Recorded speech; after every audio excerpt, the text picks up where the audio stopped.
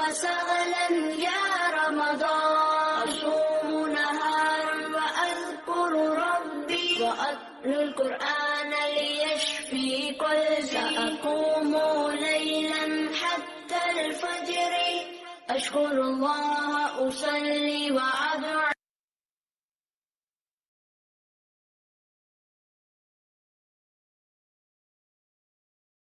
أعوذ بالله من الشيطان الرجيم. بسم الله الرحمن الرحيم. الحمد لله رب العالمين الرحمن الرحيم مالك يوم الدين إياك نعبد وإياك نستعين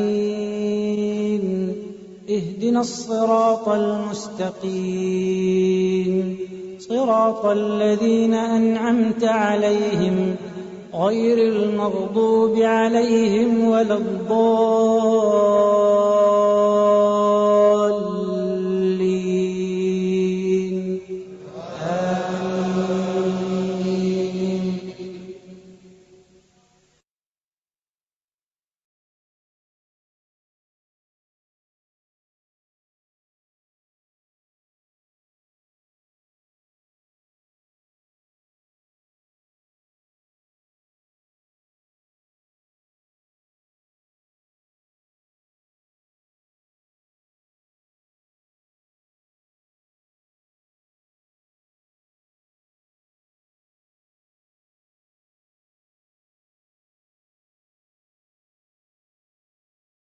آمين. ويسر لي أمري واحلل من لساني يفقهوا قولي آمين يا رب العالمين.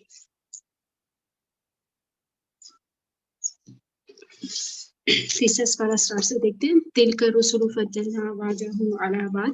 یہ رسول ہیں ہم نے ان کے بعض کو بعض پر فضیلت دی اور ان میں سے کچھ وہ ہے جن سے اللہ نے کلام کیا اور ان کے بعض کو ان سے درجوں میں بلند کیا اور ہم نے عیسیٰ ابن مریم کو واضح نشانیاں دی اور اسے پاک روح کے ساتھ قوت بخشی اور اگر اللہ چاہتا تو جو لوگ اس کے بعد تھے آپس میں نہ لڑتے.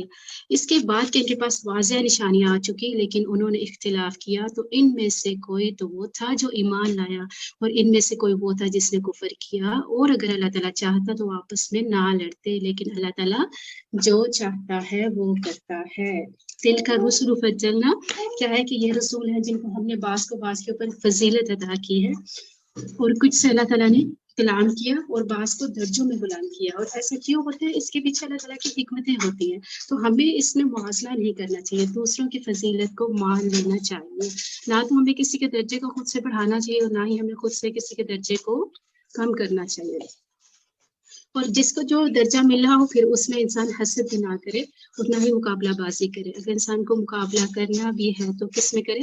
نیکیوں میں کرے, نیکیوں میں سبقت لے کے جائے. کیونکہ ہم پیچھے پڑھ چکے کہ فاستبقوا الخیرات کہ دوڑ لگانی ہے, مقابلہ کرنا ہے تو کس چیز میں ضرورت ہے؟ نیکیوں میں سبقت لے جانے کی ضرورت ہے.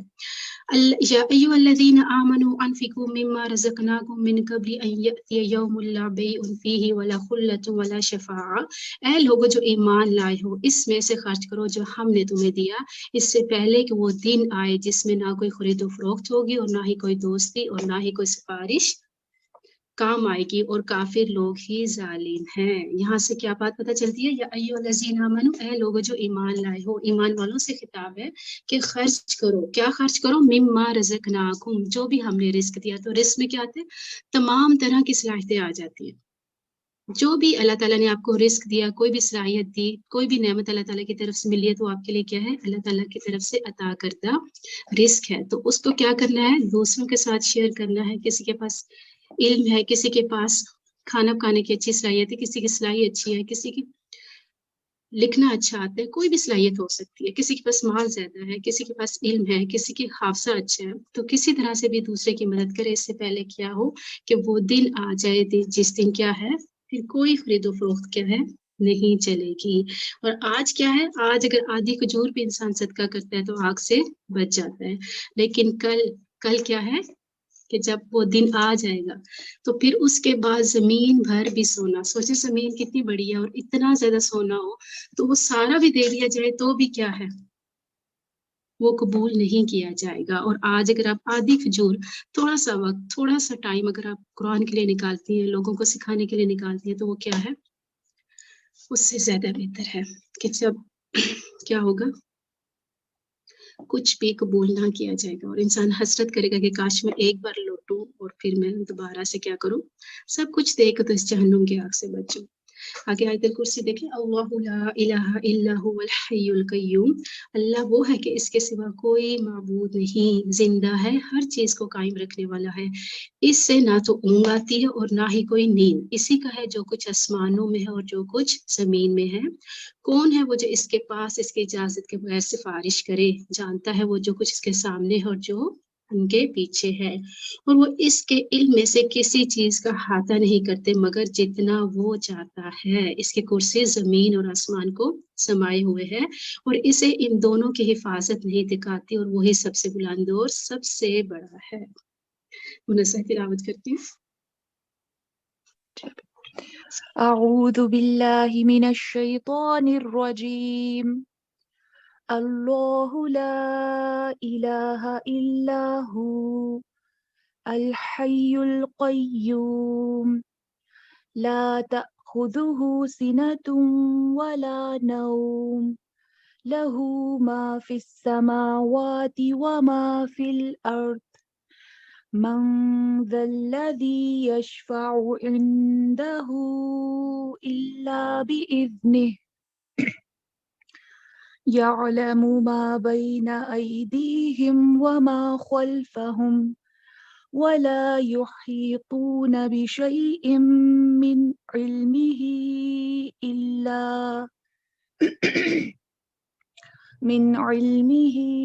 إلا بما شاء وسع كرسيه السماوات والأرض ولا يؤوده حفظهما وهو العلي العظيم.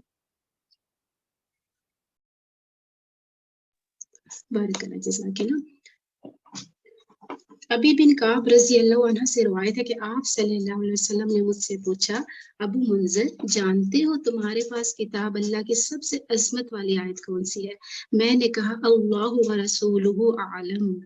آپ نے پھر پوچھا تو ابو منذر جانتے ہو تمہارے پاس کتاب اللہ کی کون سی آیت سب سے عظیم ہے؟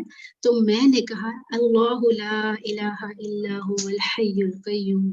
تو آپ صلی اللہ علیہ وسلم نے میرے سینے پہ ہاتھ مارا اور فرمایا, ابو منذر تمہیں علم مبارک ہو. یعنی کیا ہے, یہ سب سے عظیم آیت ہے. اسی طرح ایک اور آیت سے, ایک اور حدیث سے اس کی فضیلت پتہ چلتی ہے کہ جب انسان سونے لگے تو آیت الکرسی پڑھ لے تو اللہ تعالیٰ کی طرف سے ایک فرشتہ اس کے اوپر نگہبان ہوتا ہے. پھر کیا ہوتا ہے, وہ صبح تک اس کی حفاظت کرتا ہے اور شیطان کو اس کے پاس نہیں آنے دیتا. سیدنا ابو ہریرہ رضی اللہ عنہ فرماتے ہیں کہ نبی اکرم صلی اللہ علیہ وسلم نے فرمایا کہ ہر چیز کی ایک کوہان ہوتی ہے اور قرآن کی کوہان سورۃ البقرہ ہے. اس میں ایک آیت جو قرآن کی سب آیتوں کی سردار ہے اور وہ ہے آیت الکرسی. اس سے ہمیں کیا پتہ چلتی ہے, آیت الکرسی کی فضیلت پتہ چلتی ہے. اللہ لا الہ الا هو الحی القیوم, اس آیت الکرسی کے اندر کیا ہے, 5 اللہ تعالیٰ کے نام ہیں اور باقی 26 صفات کا ذکر کیا ہے, 26 صفات ہے اس کے اندر. اور الحی القیوم کیا ہے, اس میں اعظم ہے. الحی القیوم کو اس میں اعظم بولتے ہیں اور اس کے ساتھ جو بھی دعا کی جاتی ہے تو وہ قبول ہوتی ہے. دیکھتے ہیں اللہ تعالیٰ کی کون سی صفات ہے. دیکھیں لا تأخذہ سنۃ ولا نوم, کہ کیا ہے کہ اللہ تعالیٰ کی ذات ایسی ہے کہ اس کو نہ تو اونگ آتی اور نہ ہی نیند آتی ہے. اور انسان کی سب سے بڑی کمزوری کیا ہے, نیند. ٹھیک ہے, کوئی بھی ایسا نہیں ہے, ایک صرف اللہ تعالیٰ کی ذات ایسی ہے جو اس سے پاک ہے. باقی سب ایسے ہیں کہ جن کو نیند ضرور آتی ہے. اور آپ دیکھیں کہ پیاری سے پیاری چیز بھی ہاتھ میں پکڑی ہو تو جب نیند آتی ہے تو کیا ہوتی ہے, ہاتھ ڈھیلا ہوتا ہے اور وہ چھوٹ جاتی ہے. لیکن اللہ تعالیٰ کی ذات ایسی ہے کہ اس کو نیند نہیں آتی, وہ اس عیب سے پاک ہے. لہو ما فی السماوات و ما فی الارض, اسی کے لیے ہے آسمان میں ہے اور جو کچھ زمین میں ہے. اور من ذا الذی یشفع عندہ الا باذنہ, اور اللہ تعالیٰ کے ہاں کوئی بھی سفارش نہیں کر سکتا مگر جس کے لیے وہ اجازت دے. اور کس کے لیے اجازت دے گا, کوئی بتائے گا؟ किसको इजाजत मिलेगी सिफारिश की? हर एक को, जो नबी भी अल्लाह सल्लल्लाहु के अलैहि वसल्लम। नबी पाक सल्लल्लाहु अलैहि वसल्लम को। जी नबी सल्लल्लाहु अलैहि वसल्लम को इजाजत मिलेगी। और उनको किसके लिए है? वो नबी सल्लल्लाहु अलैहि वसल्लम किसके लिए सिफारिश करेंगे? हर एक के लिए, अपनी नहीं, उम्मत जिसे अल्लाह चाहेगा। जिसके लिए अल्लाह चाहेगा। और अल्लाह ताला किसके लिए चाहेगा? जिन्होंने अल्लाह ताला की अताअत की होगी।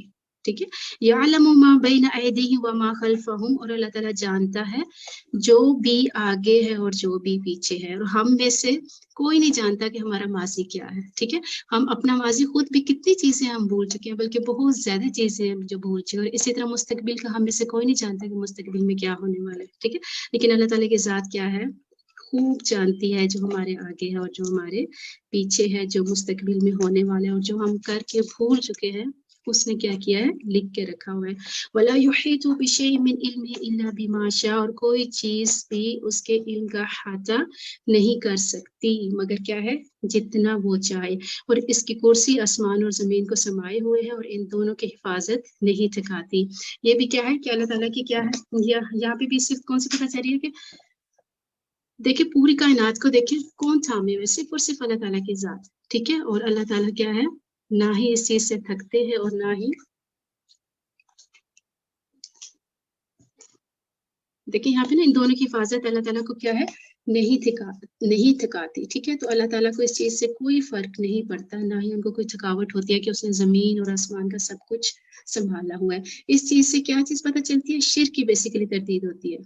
ठीक है, कि शिर्क की जड़ काट के रख दी गई है। क्यों? क्योंकि क्या है? आयतुल कुर्सी के अंदर जो सिफात अल्लाह ताला की बताई गई है वो किसी भी दूसरे इलाह के अंदर नहीं है। ठीक है, और वो क्या है? वहुवल अलीयुल अज़ीम, सबसे बुलंद है और सबसे बड़ा है।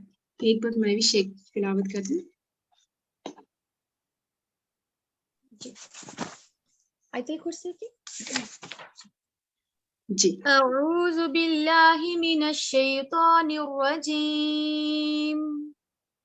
अल्लाहु ला इलाहा इल्ला हु अल हय्युल क़य्यूम ला तअख़ुज़ुहु सिनतुन वला नौम लहु मा फ़िस समावाति व मा फ़िल अर्द मन ज़ल्लज़ी यशफ़अु इंदहु इल्ला बिइज़्निहि यअलमु मा बैना अयदीहिम व मा खल्फ़हुम वला युहीतूना बिशैइन मिन इल्मिही इल्ला बिमा शाअ वसिअ कुर्सियुहु समावाति वल अर्द वला यऊदुहु हिफ्ज़ुहुमा वहुवल अलियुल अज़ीम। ला इकराह फिद्दीन, दीन में कोई जबरदस्ती नहीं। बिलाशुबा हिदायत गुमराही से साफ और वाज़ेह हो चुकी है। फिर जो कोई बातिल माबूद का इनकार करे और अल्लाह पर ईमान लाए तो यकीनन इसने मजबूत कड़े को थाम लिया जिसे किसी सूरत टूटना नहीं, और अल्लाह सब कुछ सुनने वाला और सब कुछ जानने वाला है। ला इकराह फिद्दीन, दीन में क्या है? कोई जबरदस्ती नहीं। इससे क्या मुराद है? इससे मुराद यह है कि हम किसी को जबरदस्ती ईमान लाने पर मजबूर नहीं कर सकते, लेकिन जो ईमान ले आता है, ठीक है, दायरा इस्लाम के अंदर दाखिल हो गया, फिर उसको दीन इस्लाम के जो अहकामात है वो मानना जरूरी है। वो फिर क्या है कि जो दीन इस्लाम में आ गया, उसने जो अल्लाह पे ईमान लाया तो यकीनन उसने ऐसा मजबूत कड़ा थाम लिया कि जिसको क्या है? किसी सूरत भी टूटना नहीं है, उसको कोई नुकसान नहीं हो सकता। अल्लाहु वलियुल्लज़ीना आमनू युखरिजुहुम मिनज़्ज़ुलुमाति इलन-नूर, अल्लाह इन लोगों का दोस्त है जो ईमान लाए और उन्हें अंधेरों से निकाल कर रोशनी की तरफ लाता है। और वो लोग जिन्होंने कुफर किया, इनके दोस्त बातिल माबूद हैं, वो इन्हें रोशनी से निकाल कर अंधेरों की तरफ लेकर जाते हैं। ये लोग आग वाले और वो इसमें हमेशा रहेंगे। जो अल्लाह ताला से दोस्ती करता है, अल्लाह वलियुल्लज़ीना आमनू, जो ईमान लेके आया तो अल्लाह भी क्या है? उनका दोस्त बन जाता है। उनको अंधेरों से युखरिजुहुम मिनज़्ज़ुलुमाति इलन-नूर, कि अल्लाह ताला उनको क्या करता है? अंधेरों से रोशनी की तरफ लेके जाता है। और कौन से अंधेरे? कुफर के अंधेरे, शिर्क के अंधेरे, गमों के अंधेरे।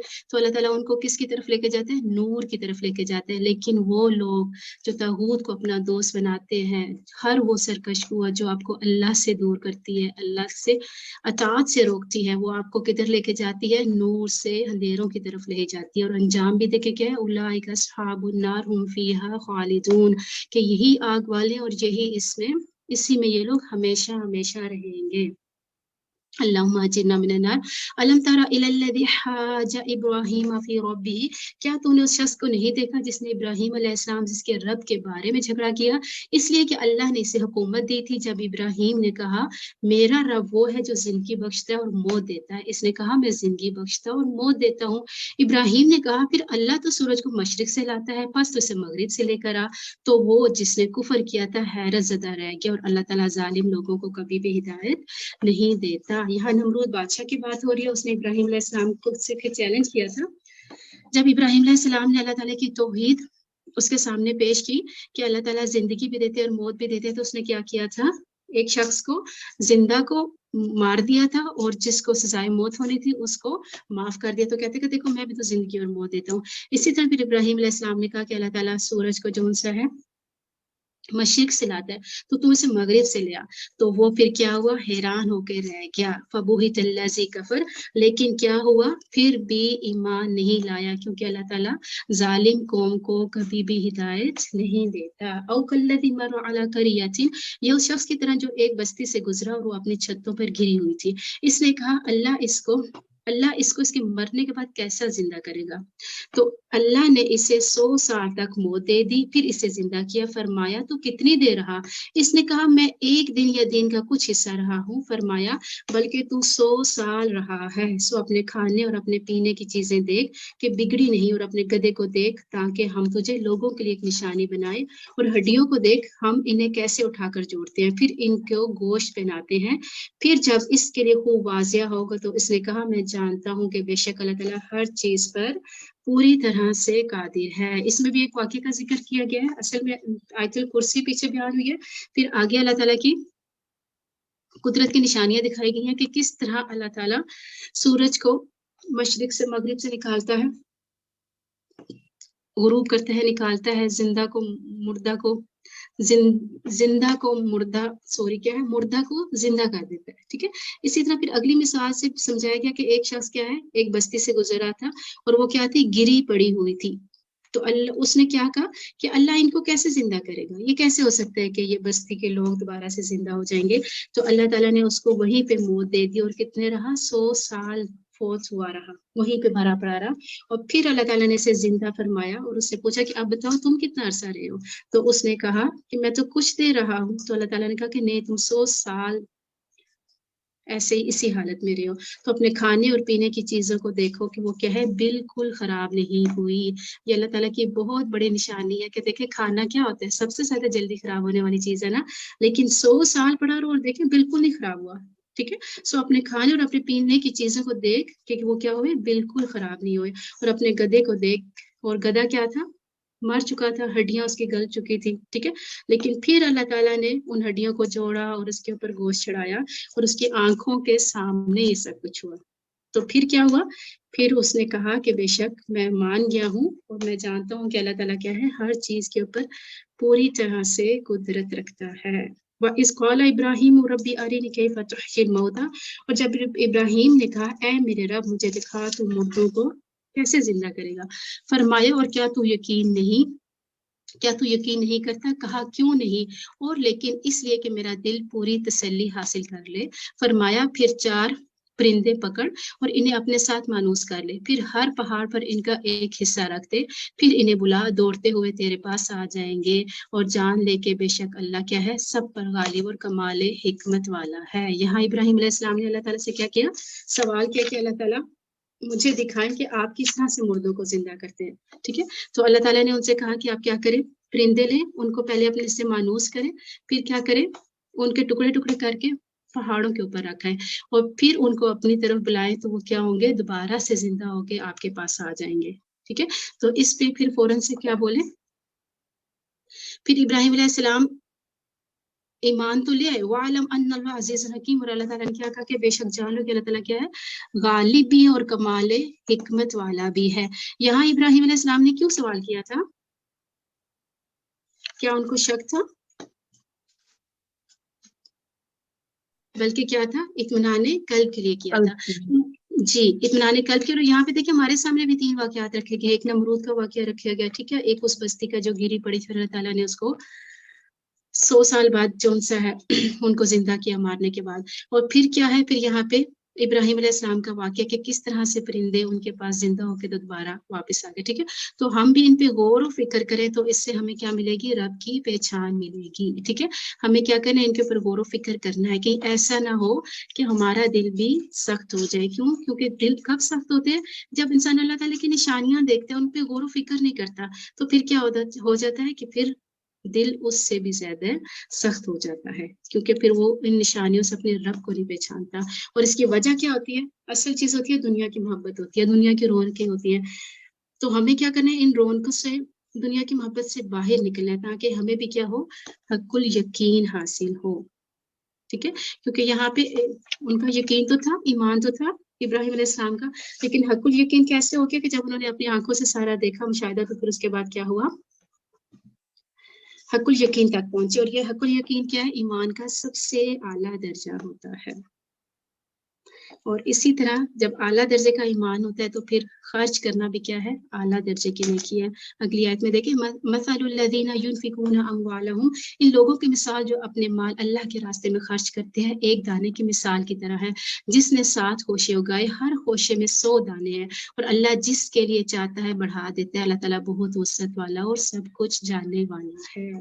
یہاں سے کیا چیز پتہ چلتی ہے, اللہ تعالیٰ ایک مثال کے ذریعے سمجھا رہے ہیں کہ جس طرح ایک گندم کا دانہ ہوتا ہے, ٹھیک ہے, اس کو ہم زمین کے اندر بوتے ہیں تو کیا ہوتا ہے, اس کی 7 بالیاں نکلتے ہیں, ہر بالی میں کیا ہوتا ہے, 100 دانے ہوتے ہیں. اور اس طرح ایک دانے سے اللہ تعالیٰ 700 دانے نکال لیتے ہیں. تو اللہ تعالیٰ کے لیے کچھ مشکل نہیں ہے کہ جب ہم اللہ کی راہ میں 1 روپیہ صدقہ کرتے ہیں تو وہ کیا ہو جاتا ہے, اللہ تعالیٰ ہمیں اس کا اجر 700 گنا تک دیتے ہیں. اور کیا کہہ رہے ہیں, واللہ یضاعف لمن یشاء, اور اللہ تعالیٰ جس کے لیے چاہتا ہے اور بھی بڑھا دیتا ہے. صرف 700 تک نہیں ہے کہ آپ کو بس 700 ہی ملنا ہے, نہیں, بلکہ جس کی نیت, جس کا اخلاص جتنا زیادہ ہوگا, اللہ تعالیٰ اس کو اتنا زیادہ اور بڑھا کر عطا کریں گے. الذین ينفقون اموالهم فی سبیل اللہ, جو لوگ اپنے مال اللہ کے راستے میں خرچ کرتے ہیں, پھر انہوں نے جو خرچ کیا اس کے پیچھے نہ کسی کی طرح کا احسان جتلاتے ہیں اور نہ ہی کوئی تکلیف پہنچاتے ہیں, تو ان کے لیے ان کا اجر ان کے رب کے پاس ہے, اور ان پر نہ کوئی خوف ہوگا اور نہ وہ غمگین ہوں گے. ٹھیک ہے, کون سا مال قابل قبول ہے, کون سا صدقہ اللہ تعالیٰ قبول کرتے ہیں کہ خرچ کرنے کے بعد نہ تو احسان جتلایا جائے نہ ہی تکلیف پہنچائی جائے. کس طرح سے ہم احسان جتلاتے ہیں؟ جی, کوئی ایک مائک آن کر کے بتا سکتے ہیں؟ جس طرح السلام علیکم, ہم کسی کو یاد کرواتے رہتے ہیں باتوں باتوں میں کہ آپ نے ہمارے سے لی تھی یہ چیز. جی بالکل, ہم کیا کرتے ہیں, باتوں باتوں میں یا تو اسے یاد کراتے ہیں یا پھر دوسروں میں نشر کرتے رہتے ہیں, دوسروں کو بتاتے رہتے ہیں کہ اس کے اوپر میں نے صدقہ کیا تھا یا مشکل ٹائم میں اس کی مدد کی تھی. تو یہ کیا ہے, کنٹینیوسلی اس کو تکلیف دینے والی بات ہوتی ہے. ٹھیک ہے, تو لہم اجرہم عند نہیں, اس کے بعد کیا ہے, ہاں جی, تو جو ایسے نہیں کرتے پھر ان کا اجر کیا ہے, اپنے رب کے پاس ہو پائیں گے, اور نہ ہی ان پہ کوئی خوف ہوگا اور نہ ہی وہ غمگین ہوگے. قول معروف و مغفرۃ خیر من صدقۃ, اچھی بات اور معاف کر دینا اس صدقے سے بہتر ہے جس کے پیچھے کسی طرح کیا تکلیف پہنچانا ہو, اور اللہ تعالیٰ بہت بے پرواہ اور بے حد بردبار ہے. تو کیا ہے, اگر آپ کے پاس صدقہ نہیں ہے دینے کے لیے تو کیا ہے, قول معروف و مغفرۃ, اچھی بات کر دینا اور معاف کر دینا اس صدقے سے بہتر ہے جس کے پیچھے آپ کیا کریں, تکلیف پہنچائیں. تو قول معروف میں کیا ہوگا, اچھی طرح سے مسکرا کے بات کرنا, نرمی سے بات کرنا, جھڑکنا نہیں چاہیے. ٹھیک ہے, نہ ہی طنز کرنا چاہیے کہ تم روز آ جاتی ہو مانگنے کے لیے. ٹھیک ہے, ہم سب کو پتہ ہے کہ ہم کیا جملے استعمال کرتے ہیں جب ہم نے کسی کو کچھ نہ دینے کی نیت ہو. تو یا ایھا الذین آمنو, اے لوگوں جو ایمان لائے, اپنے صدقے احسان رکھنے اور تکلیف پہنچانے سے برباد مت کرو, اور اس شخص کی طرح اپنا مال جو اللہ کے دکھاوے کے لیے خرچ کرتا ہے اور وہ اللہ اور یوم آخرت پر ایمان نہیں رکھتا, تو اس کی مثال ایک صاف چٹان کی مثال جیسی ہے کہ جس پر تھوڑی سی مٹی ہو, پھر اس پر ایک زوردار بارش برسے, بس اسے ایک سخت چٹان کی صورت چھوڑ جائے، وہ اس میں سے کسی چیز پر دسترس نہیں پائیں گے جو انہوں نے کمایا، اور اللہ کافر لوگوں کو کبھی بھی ہدایت نہیں دیتا۔ اس سے کیا چیز پتہ چلتی ہے؟ اس سے پتہ یہ چلتا ہے کہ وہ لوگ جو کیا ہے صرف دکھاوے کے لیے مال کو خرچ کرتے ہیں، کیونکہ وہ اللہ پہ اور یوم آخرت کے اوپر ایمان نہیں رکھتے۔ تو ان کی مثال سیم ایسی ہے کہ جیسے کیا ہو، بالکل ایک پتھر ہو، ٹھیک ہے، چٹان کی طرح بالکل چٹیل پتھر ہو، اس کے اوپر دیکھیں تھوڑی سی گرد ہوگی، مٹی تھوڑی سی بیٹھی ہوگی تو کیا ہوگی، بارش ہوگی تو اس کو بالکل صاف ستھرا چھوڑ جائے گی۔ سیم ایسے ہی دکھاوے کے لیے جو لوگ مال خرچ کرتے ہیں ان کے اعمال کا بھی یہی حساب ہوتا ہے کہ کیا ہے کہ آخر میں ان کے پاس کچھ بھی نہیں ہوتا، کوئی اجر ان کے پاس نہیں ہوتا، کیونکہ انہوں نے آخرت کے لیے تو خرچ نہیں کیا ہوتا، اللہ کے لیے تو خرچ نہیں کیا ہوتا۔ اور لا یقدرون علی شیء مما کسبوا، وہ اس چیز کے اوپر قدرت بھی نہیں رکھتے کہ وہ اس کو واپس لا سکے۔ ٹھیک ہے، انسان کئی دفعہ ہوتا ہے کہ بہت سی نیکیاں کرتے ہیں لیکن کیا کرتے ہیں، احسان کر کے اذیت پہنچا کے ان ساری چیزوں کو ضائع کر دیتا ہے، اور پھر وہ آخر میں اس قابل بھی نہیں ہوتا کہ وہ دوبارہ سے اس طرح کی نیکیاں کر سکے۔ وَمَثَلُ الَّذِينَ يُنْفِقُونَ أَمْوَالَهُمْ ابْتِغَاءَ مَرْضَاتِ اللَّهِ، اور ان لوگوں کی مثال جو اپنے مال اللہ کی رضا چاہتے ہوئے اور اپنے دلوں کو ثابت رکھتے ہوئے خرچ کرتے ہیں، اس باغ کی مثال ہے کہ جو کسی اونچی جگہ پر ہو جس پر ایک زوردار بارش برسے تو اپنا پھل دگنا دے، بس اگر اس پر زور کی بارش نہ برسے تو کچھ شبنم ہی صحیح، اور اللہ جو کچھ تم کر رہے ہو اسے خوب جاننے والا ہے۔ یہاں سے کیا بات پتہ چلتی ہے کہ جو لوگ کیا کرتے ہیں، اللہ کی رضا کے لیے اپنا مال خرچ کرتے ہیں اور اپنے دلوں کے ثابت کرنے کے لیے خرچ کرتے ہیں، تو اس کی مثال ایک باغ جیسی ہے۔ اور کیسا باغ ہے؟ دیکھیں کہ اونچی جگہ پہ ہے اور جہاں پہ کیا ہے، اگر بارش ہو جائے تو وہ اپنا پھل دگنا دیتا ہے۔ ٹھیک ہے، یعنی اس کو ذرا سی بھی خیر ملتی ہے تو وہ کیا کرتا ہے، اس کو دوسروں تک پہنچاتا ہے اور ڈبل پہنچاتا ہے۔ اور پھر کیا ہے کہ اگر بارش نہ بھی ہو تو شبنم ہی صحیح، یعنی تھوڑے سے جو قطرے بھی اسے مل جائے تو بھی کیا ہوتا ہے، وہ اپنا پھل زیادہ سے زیادہ دیتا ہے۔ اور واللہ بما تعملون بصیر، اور تم جو کچھ بھی کر رہے ہو اللہ تعالیٰ خوب اس کو جاننے والا ہے کہ کون کس نیت سے خرچ کرتا ہے۔ اسی کی ایک مثال آگے بیان کی گئی کہ ایود احدکم ان تکون له جنۃ، کہ کیا تم میں سے کوئی پسند کرتا ہے کہ اس کا کھجوروں اور انگوروں کا ایک باغ ہو جس کے نیچے سے نہریں بہتی ہیں، اور اس کے لیے اس میں ہر قسم کے کچھ نہ کچھ پھل ہوں، اور اس سے بڑھاپا آ پہنچے اور اس کے کمزور بچے ہوں، پھر اسے ایک بگولا آ پہنچے جس میں ایک آگ ہو تو وہ بالکل جل جائے۔ اسی طرح اللہ تمہارے لیے کھول کر آیات کو بیان کرتے ہیں تاکہ تم سوچو۔ اس سے کیا چیز پتہ چلتی ہے؟ آپ دیکھیں آپ کے پاس کیا ہو، اپنے آپ کو اس جگہ رکھیں کہ کھجور، آپ کے پاس بہت باغ ہے، اس میں کھجوریں بھی ہیں، انگور بھی ہے، نہریں بھی بہ رہی ہے، پانی بھی بہت میٹھا ہے، پھل بھی بہت زیادہ ہے، اور پھر کیا ہو کہ انسان کو بڑھاپا آ پہنچے، ٹھیک ہے، اور اس کی اولاد بھی کیا ہے، کمزور ہو، یعنی دوبارہ سے باغ لگانے کے قابل نہ ہو، تو پھر کیا ہو، ایک بگولا آ پہنچے جس سے کیا ہو، بگولا کیسا ہو، آگ والا بگولا جس کے اندر آگ ہو، اور اس کے سارے باغ کو جلا کر رکھ دے۔ سیم ایسے ہی ہوتا ہے کہ انسان کیا کرتا ہے کہ نیکیاں کرتا ہے، خوب نیکیاں کرتا ہے، ٹھیک ہے، ہر طرح کی نیکیاں کرتا ہے، ٹھیک ہے، جس میں انگور، کھجور، نہر، یعنی فراوانی ہوتی ہے نیکیوں کی، اور اس کا نامہ اعمال بھرا ہوتا ہے نیکیوں سے، لیکن پھر وہ کچھ ایسے اعمال کرتا ہے جس کی وجہ سے کیا ہوتا ہے، اس کی ساری نیکیاں کیا ہوتی ہیں، ضائع ہو جاتی ہیں، خاک ہو جاتی ہیں۔ تو پھر کیا ہے، پھر اس کی نہ تو عمر ایسی ہوتی ہے کہ وہ دوبارہ سے اس طرح سے تہجد پڑھے، بھاگ کے صدقہ کرے، لوگوں کی مدد کرے، اور بہت سی چیزیں، جتنی بھی چیزیں ہماری اللہ تعالیٰ کی اطاعت میں یا نیکیاں کرنے میں مددگار ہوتی ہیں، تو وہ مواقع بھی ویسے اس کے پاس نہ ہو تو پھر سوچو اس کے لیے کیا رہ گیا، کچھ بھی تو نہیں رہا، ٹھیک ہے۔ اور اللہ تعالیٰ یہ آیات ہمارے لیے کھول کے بیان کرتے ہیں تاکہ ہم کیا کریں، غور و فکر کریں، تاکہ ہم اس کے اوپر سوچیں، ٹھیک ہے۔ اور دیکھیں کون سے اعمال ہیں جو کیا کرتے ہیں، نیکیوں کو کھا جاتے ہیں، کوئی ایک بتائے گا، کسی کو یاد ہو؟ حسد حسد، بارک اللہ، ٹھیک ہے، حسد دیکھیں کیا کرتے ہیں، حسد نیکیوں کو ایسے کھا جاتا ہے جیسے آگ سوکھی لکڑی کو کھا جاتی ہے، ٹھیک ہے۔ اور بھی بہت سی ہیں، جیسے غلط وصیت کرنا ہے کہ ایک انسان کیا ہے ساری زندگی نیکیاں کرتے رہے اور بہت زیادہ اس کے پاس نیکیاں، لیکن مرتے وقت کیا کرے، وہ غلط وصیت کر جاتا ہے جس سے کیا ہے، جس میں اس کا مقصد یہ ہو کہ رشتہ داروں کو اس کا حق نہ ملے، تو وہ شخص جنت میں نہیں جا سکتا۔ اب دیکھیں ایک طرف اس نے اتنا بہترین باغ لگایا اور پھر کیا، اس کا بڑھاپا بھی پہنچ گیا، اس کی اولاد بھی کمزور ہے، اور پھر وہ دوبارہ سے اس سے نیکیاں بھی نہیں کر سکتا، اور پھر اس کی ساری نیکیاں کہاں گئی، سب ختم ہو گئی، ٹھیک ہے۔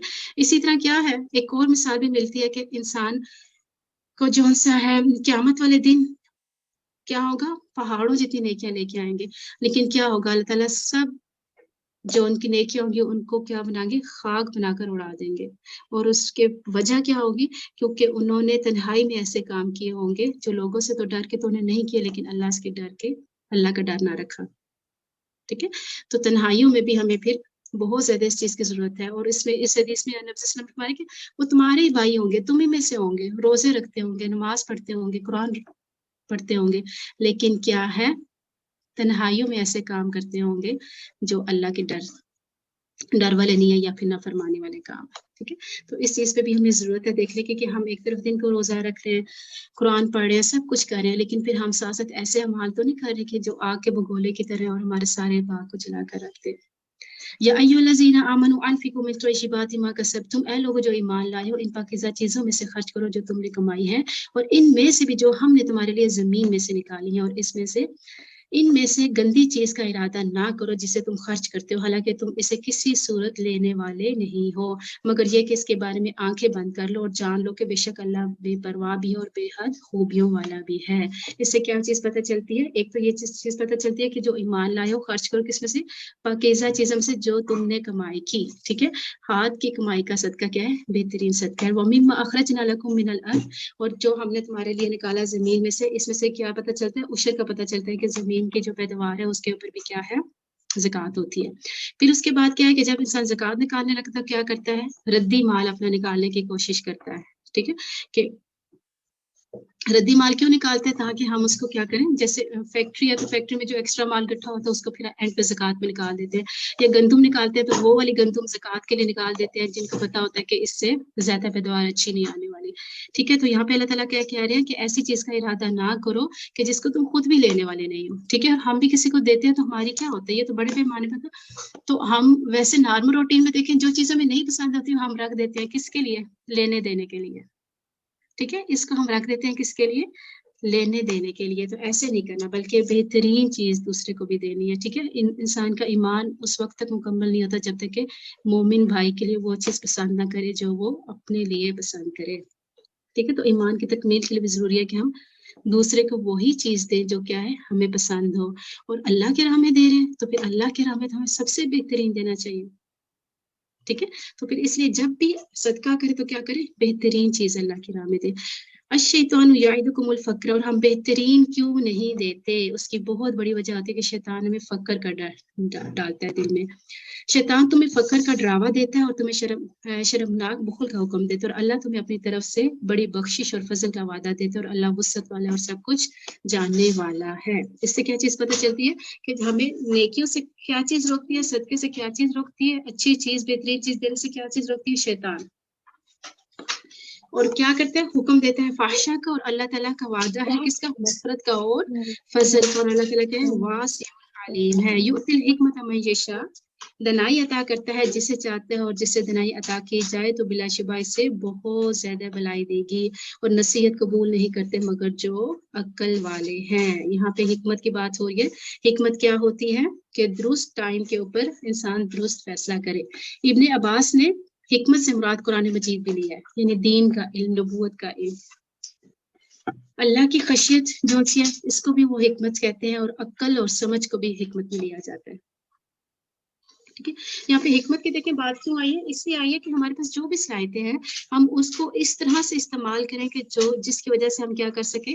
آخرت کو کما سکیں. ٹھیک ہے، دیکھیں ہمارے پاس مال ہوتا ہے یا کوئی بھی چیز ہوتی ہے تو ہم حکمت کس کو سمجھتے ہیں؟ کہ اس سے ہم اپنی دنیا کا مال بڑھا لیں. ٹھیک ہے، دنیا میں کیا کریں؟ ایک گھر ہے تو 2 گھر بن جائے، ایک بزنس چل رہا ہے تو دوسرا بزنس سے بن جائے. یعنی ہماری زیادہ سے زیادہ کیا کوشش ہوتی ہے؟ یہی چیزیں ہوتی ہیں نا. ٹھیک ہے، تو یہاں پہ کیا ہے کہ حکمت کیا ہے کہ انسان کھجور کا آدھا ٹکڑا ہی دے کر صحیح اس آگ سے بچ جائے. یؤتی الحکمت من یشاء، اور حکمت کس کو ملتی ہے؟ جس کے لیے اللہ تعالیٰ چاہتا ہے. تو اس لیے اپنے لیے کثرت سے حکمت کی دعا بھی کرنی کہ اللہ تعالیٰ تو مجھے حکمت عطا کرو. جب حکمت عطا کی جاتی ہے تو کیا ہوتا ہے؟ بہت سے معاملے کیا ہوتے ہیں؟ ٹھیک ہو جاتے ہیں. اور بہت سے ہمارے معاملے صرف اس وجہ سے خراب ہوتے ہیں کہ ہم نے درست ٹائم پہ درست فیصلہ نہیں کیا ہوتا. وما انفقتم من نفقۃ او نذرتم، اور جو بھی تم خرچ کرو، کوئی خرچ یا نظر مانو، کوئی نظر، تو بے شک اللہ تعالیٰ اس سے خوب جانتے اور ظالموں کے لیے کوئی مددگار نہیں ہے. ان تبدوا الصدقات، اگر تم صدقے ظاہر کرو تو یہ اچھی بات ہے، اور اگر تمہیں چھپا کر دو، محتاجوں کو دو، تو یہ تمہارے لیے زیادہ اچھا، اور تم میں سے تمہارے کچھ گناہ دور کرے گا، اور اس میں سے جو کچھ تم کر رہے ہو پوری طرح سے باخبر ہے۔ یہاں پہ صدقہ ظاہری بھی کر سکتے ہیں اور کیا کر سکتے ہیں، چھپا کر بھی دے سکتے ہیں، لیکن کیا کہا جا رہا ہے کہ اگر تم چھپا کر دو تو کیا ہے، یہ تمہارے لیے زیادہ بہتر ہے۔ یہ کلیئر ہو گیا ہے، کیونکہ بہت سے لوگوں کا یہ سوال آتا ہے کہ ہم صدقہ کیسے دیں، ٹھیک ہے، دونوں طرح سے دیا جا سکتا ہے، اور جب ظاہر کر کے دے تو کیا ہو، نیت کو خالص رکھے اللہ کے لیے، اور اس نیت سے دے کہ کیا ہے کہ مجھے دے کے تو کوئی اور بھی صدقہ کرے گا، ٹھیک ہے، یہ نیت نہیں ہونی چاہیے کہ اچھا میں دے رہی ہوں تو کوئی میری تعریف کرے کہ یہ کتنا صدقہ کرتی ہے۔ لیس علیک ھداھم ولکن اللہ یہدی من یشاء، تیرے ذمہ نے ہدایت دینا نہیں، لیکن اللہ ہدایت دیتا ہے جسے چاہتا ہے، اور تم خیر میں سے جو بھی خرچ کرو گے سو تمہارے اپنے ہی لیے ہے، تم خرچ نہیں کرتے مگر کیا ہے، اللہ کا چہرہ طلب کرنے کے لیے، اور تم خیر میں سے جو بھی خرچ کرو گے وہ تمہیں پورا پورا دیا جائے گا، اور تم پر ظلم نہیں کیا جائے گا۔ یہاں پہ کیا کہا جا رہا ہے، وَمَا تُنْفِقُونَ إِلَّا ابْتِغَاءَ وَجْهِ اللَّهِ، کہ کیا ہے کہ خالص اللہ کا چہرہ چاہنے کے لیے خرچ کرنا۔ ہم خرچ کیوں کرتے ہیں، مصیبت ٹلنے کے لیے یا کوئی دوسرا خوش ہو جائے، بلکہ کیا ہے، انسان کی کیا نیت ہونی چاہیے کہ إِلَّا ابْتِغَاءَ وَجْهِ اللَّهِ، نہیں مگر کیا ہے، صرف اور صرف اللہ کا چہرہ چاہنے کے لیے، اور اللہ تعالیٰ حدیث میں آتا ہے کہ اللہ تعالیٰ صرف وہی قبول کرتا ہے جو خالص اللہ کے لیے ہوتا ہے، اور اس کے کرنے سے صرف اس کا مقصود کیا ہو، اللہ تعالیٰ کا چہرہ ہی ہو، تو اللہ تعالیٰ پھر اس کو قبول کرتے ہیں۔ اور جو شخص اللہ کا چہرہ چاہنے کے لیے صدقہ کرے پھر اسی میں اس کا اختتام ہو تو وہ جنت میں جائے گا، یعنی کسی نے صدقہ کیا اور اس کی نیت یہی رہی کہ میں صرف اس سے اللہ کے چہرہ چاہتا ہوں، ٹھیک ہے، تو پھر کیا ہے، وہ شخص جنت میں جائے گا۔ یہ حدیث کا مفہوم تھا۔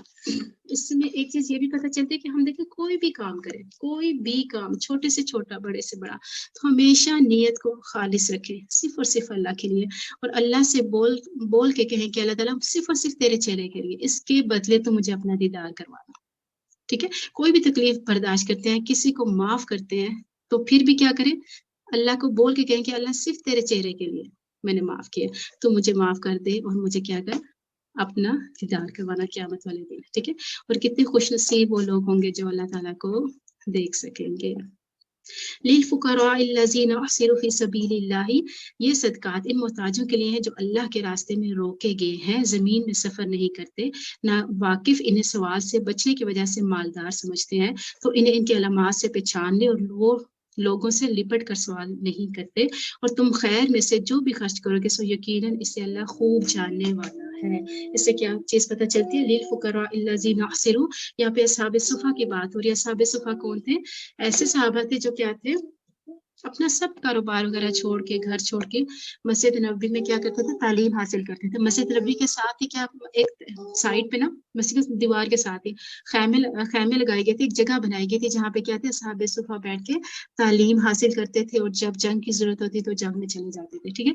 تو کیا کرتے تھے، ایسے لوگوں کے لیے اللہ تعالیٰ کہہ رہے ہیں کہ ایسے لوگوں کے اوپر خرچ کریں جو اللہ کے راستے میں روکے گئے ہیں۔ کیسے روکے گئے ہیں کہ وہ کیا کرتے ہیں، دین کی تعلیم حاصل کر رہے ہیں، دے رہے ہیں، ٹھیک ہے، زمین میں سفر نہیں کرتے، اور بہت سے لوگ ان کو کیا سمجھتے ہیں، مالدار سمجھتے ہیں، حالانکہ وہ کیا ہے، لوگوں سے سوال نہیں کرتے۔ تو ایسے لوگوں پہ خرچ کرنا کیا ہے، بہترین صدقہ۔ الذین ینفقون اموالہم باللیل والنہار، اور ہمارے معاشرے میں بھی ایسے ہوتا ہے، ٹھیک ہے، کہ بہت سے ایسے مدارس ہیں جہاں پہ کیا ہوتا ہے، لوگ کیا کریں، علم سیکھ رہے اور سکھا رہے، تو ایسی جگہوں پہ کیا کرنا چاہیے، کوشش کرنی چاہیے کہ وہاں پہ اپنے مال ضرور لگائیں، ٹھیک ہے۔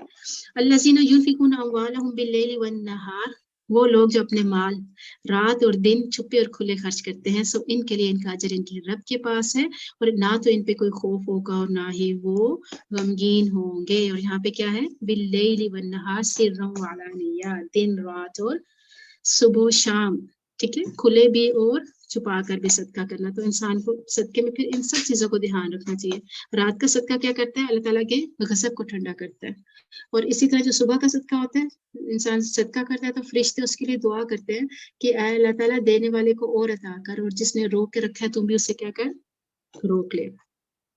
अल्लज़ीना यअकुलून रिबा, वो लोग जो सूद खाते हैं खड़े नहीं होंगे मगर जैसे कि वो शख्स खड़ा होता है जिसे शैतान ने छूकर खबती बना दिया हो। ये इसलिए कि उन्होंने कहा कि बै तो सूद ही की तरह है, हालांकि अल्लाह ने बै को हलाल किया और सूद को हराम किया। फिर जिसके पास इसके रब की तरफ से कोई नसीहत आए बस वो बास आ जाए तो वो पहले हो चुका वो इसी का है, और इसका मामला अल्लाह के स्पुर्द है, और जो दोबारा ऐसा करे तो वही आग वाले और वो इसमें हमेशा रहने वाले हैं। तो यहाँ पे क्या है, सूद का लेन देन नाकाबिले माफी है। ठीक है, क्यों? क्योंकि सूद क्या है, कबीरा गुनाहों में से है। जो शख्स सूद खाता है, लेता है, देता है, जो भी करता है, तो उसका ना तो सदका कबूल होता है, ना जहाद कबूल होता है, ना हज कबूल होता है, और ना ही उसकी सिला रहमी कबूल की जाती है। इवन के क्या है कि वो क्या है, सिला रहमी भी करता है तो वो भी क्या है, अल्लाह ताला उस माल को किसी सूरत भी कबूल नहीं करते। ठीक है, एक हदीस में आता है कि सूद खाने वाला, सूद खिलाने वाला, सूद लिखने वाला, सूद पे गवाह बनने वाला, सब पर अल्लाह की रहम लानत है, और फरमाया ये सब क्या है, गुनाह में बराबर के शरीक हैं। ठीक है, किसी तरह से भी, चाहे वो खुद खाए, खिलाने वालों में से हो, चाहे लिखने वाला हो, चाहे गवाह बन रहा है, सबके ऊपर क्या अल्लाह ताला ने लानत फरमाई है। एक और हदीस में आता है कि जिसने अपने भाई के लिए सिफारिश की और इसने कोई हदिया कबूल कर लिया तो इसने सूद का एक बहुत बड़ा दरवाजा अबूर कर लिया। ठीक है, यानी किसी की सिफारिश की और फिर साथ ये उम्मीद रखी कि ये कोई मुझे गिफ्ट भी दे। ठीक है, तो उसने बेसिकली क्या किया, एक तरह से सूद लिया। ठीक है, उसने क्या किया, एक सूद का बहुत बड़ा दरवाजा पार कर दिया, और फिर कल क्या होगा, कल फिर मजीद उसको यही लालच रहेगी कि मैं किसी तरह से माल हासिल करूं और सूद हासिल करूं। ठीक है, यमहिकुल्लाहु रिबा व युर्बिस सदकात, यमहकुल्लाहु रिबा व युर्बिस सदकात, अल्लाह सूद को मिटाता है और सदकात को बढ़ाता है, और अल्लाह किसी ऐसे शख्स से मोहब्बत नहीं रखता जो सख्त नाशुक्रा और सख्त गुनाहगार हो। और आपने देखा होगा कि सूद का जो कारोबार करते हैं, हमें तो बज़ाहिर लग रहा होता है ना इनका तो माल बहुत ज्यादा बढ़ रहा है और ये इतने खुशहाल है, लेकिन क्या है हकीकत में क्या है, अल्लाह ताला सूद को मिटाता है और सदकात को बढ़ाता है। ठीक है, फिर उनके ऊपर कोई ना कोई मुश्किल तकलीफ ऐसी बीमारी आती है कि जिसकी वजह से उनका जो सूद का कमाया हुआ माल होता है सब खत्म हो जाता है।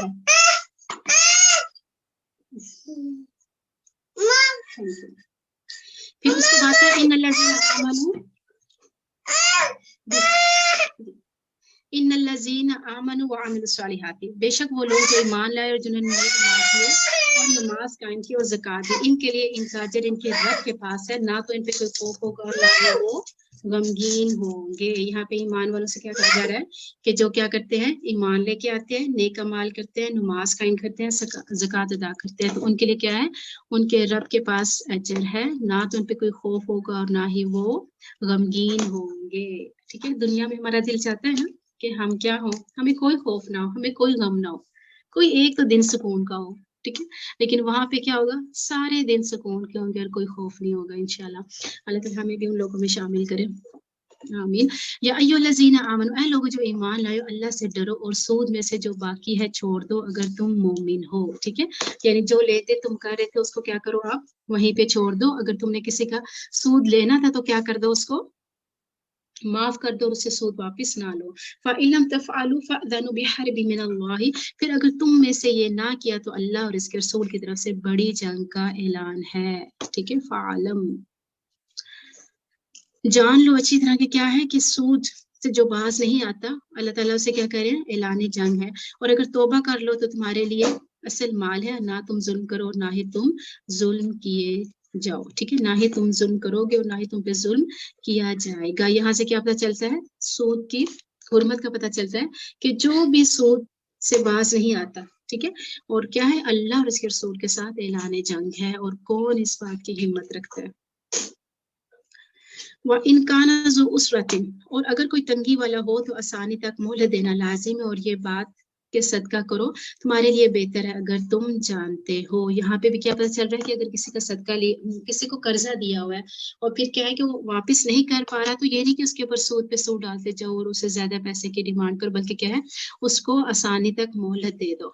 फिर अगर क्या है कि अगर सदका कर दो तो ये तुम्हारे लिए ज्यादा बेहतर है। अगर इंसान किसी को कर्जा दिया हुआ है, ठीक है, और उसकी मुद्दत पूरी हो जाती है और फिर वो नहीं दे पाता तो उसको थोड़ी सी उसको मोहलत दे देता है, तो उसका रोज उतना ही सदका लिखा जाता है। हालांकि उसे असल माल भी वापस मिल जाएगा और क्या है, डेली का उसका उतना रोज का सदका लिखा जाता है। اس کی مثال جیسے آپ نے 1000 روپیہ دیا ہے کسی کو تو وہ اپنے ٹائم پہ واپس نہیں کر سکا تو آپ کا روز کا 1000 روپے کیا ہے صدقہ لکھا جائے گا اس کی طرف سے، ٹھیک ہے، جس نے قرضہ دیا ہے اس کے لیے، ٹھیک ہے. تو اس لیے کسی نے اگر آپ کو دینے ہو پیسے تو اس کے ساتھ نرمی کیجیے اور اس کو سہولت دے، ٹھیک ہے. وَاتَّقُوا يَوْمًا تُرْجَعُونَ فِيهِ إِلَى اللَّهِ، ڈرو اس دن سے جس دن کیا ہوگا تم سب اللہ کی طرف لوٹائے جاؤ گے اور پھر ہر شخص کو پورا دیا جائے گا جو اس نے کمایا اور ان پر ظلم نہیں کیا جائے گا. 1 روپے کا حساب، ٹھیک ہے، چاہے 1 روپے کا سود لیے چاہے 1 روپیہ صدقہ کیے، پورے کا پورا حساب اللہ تعالیٰ آپ کے سامنے کھول کے لے آئیں گے.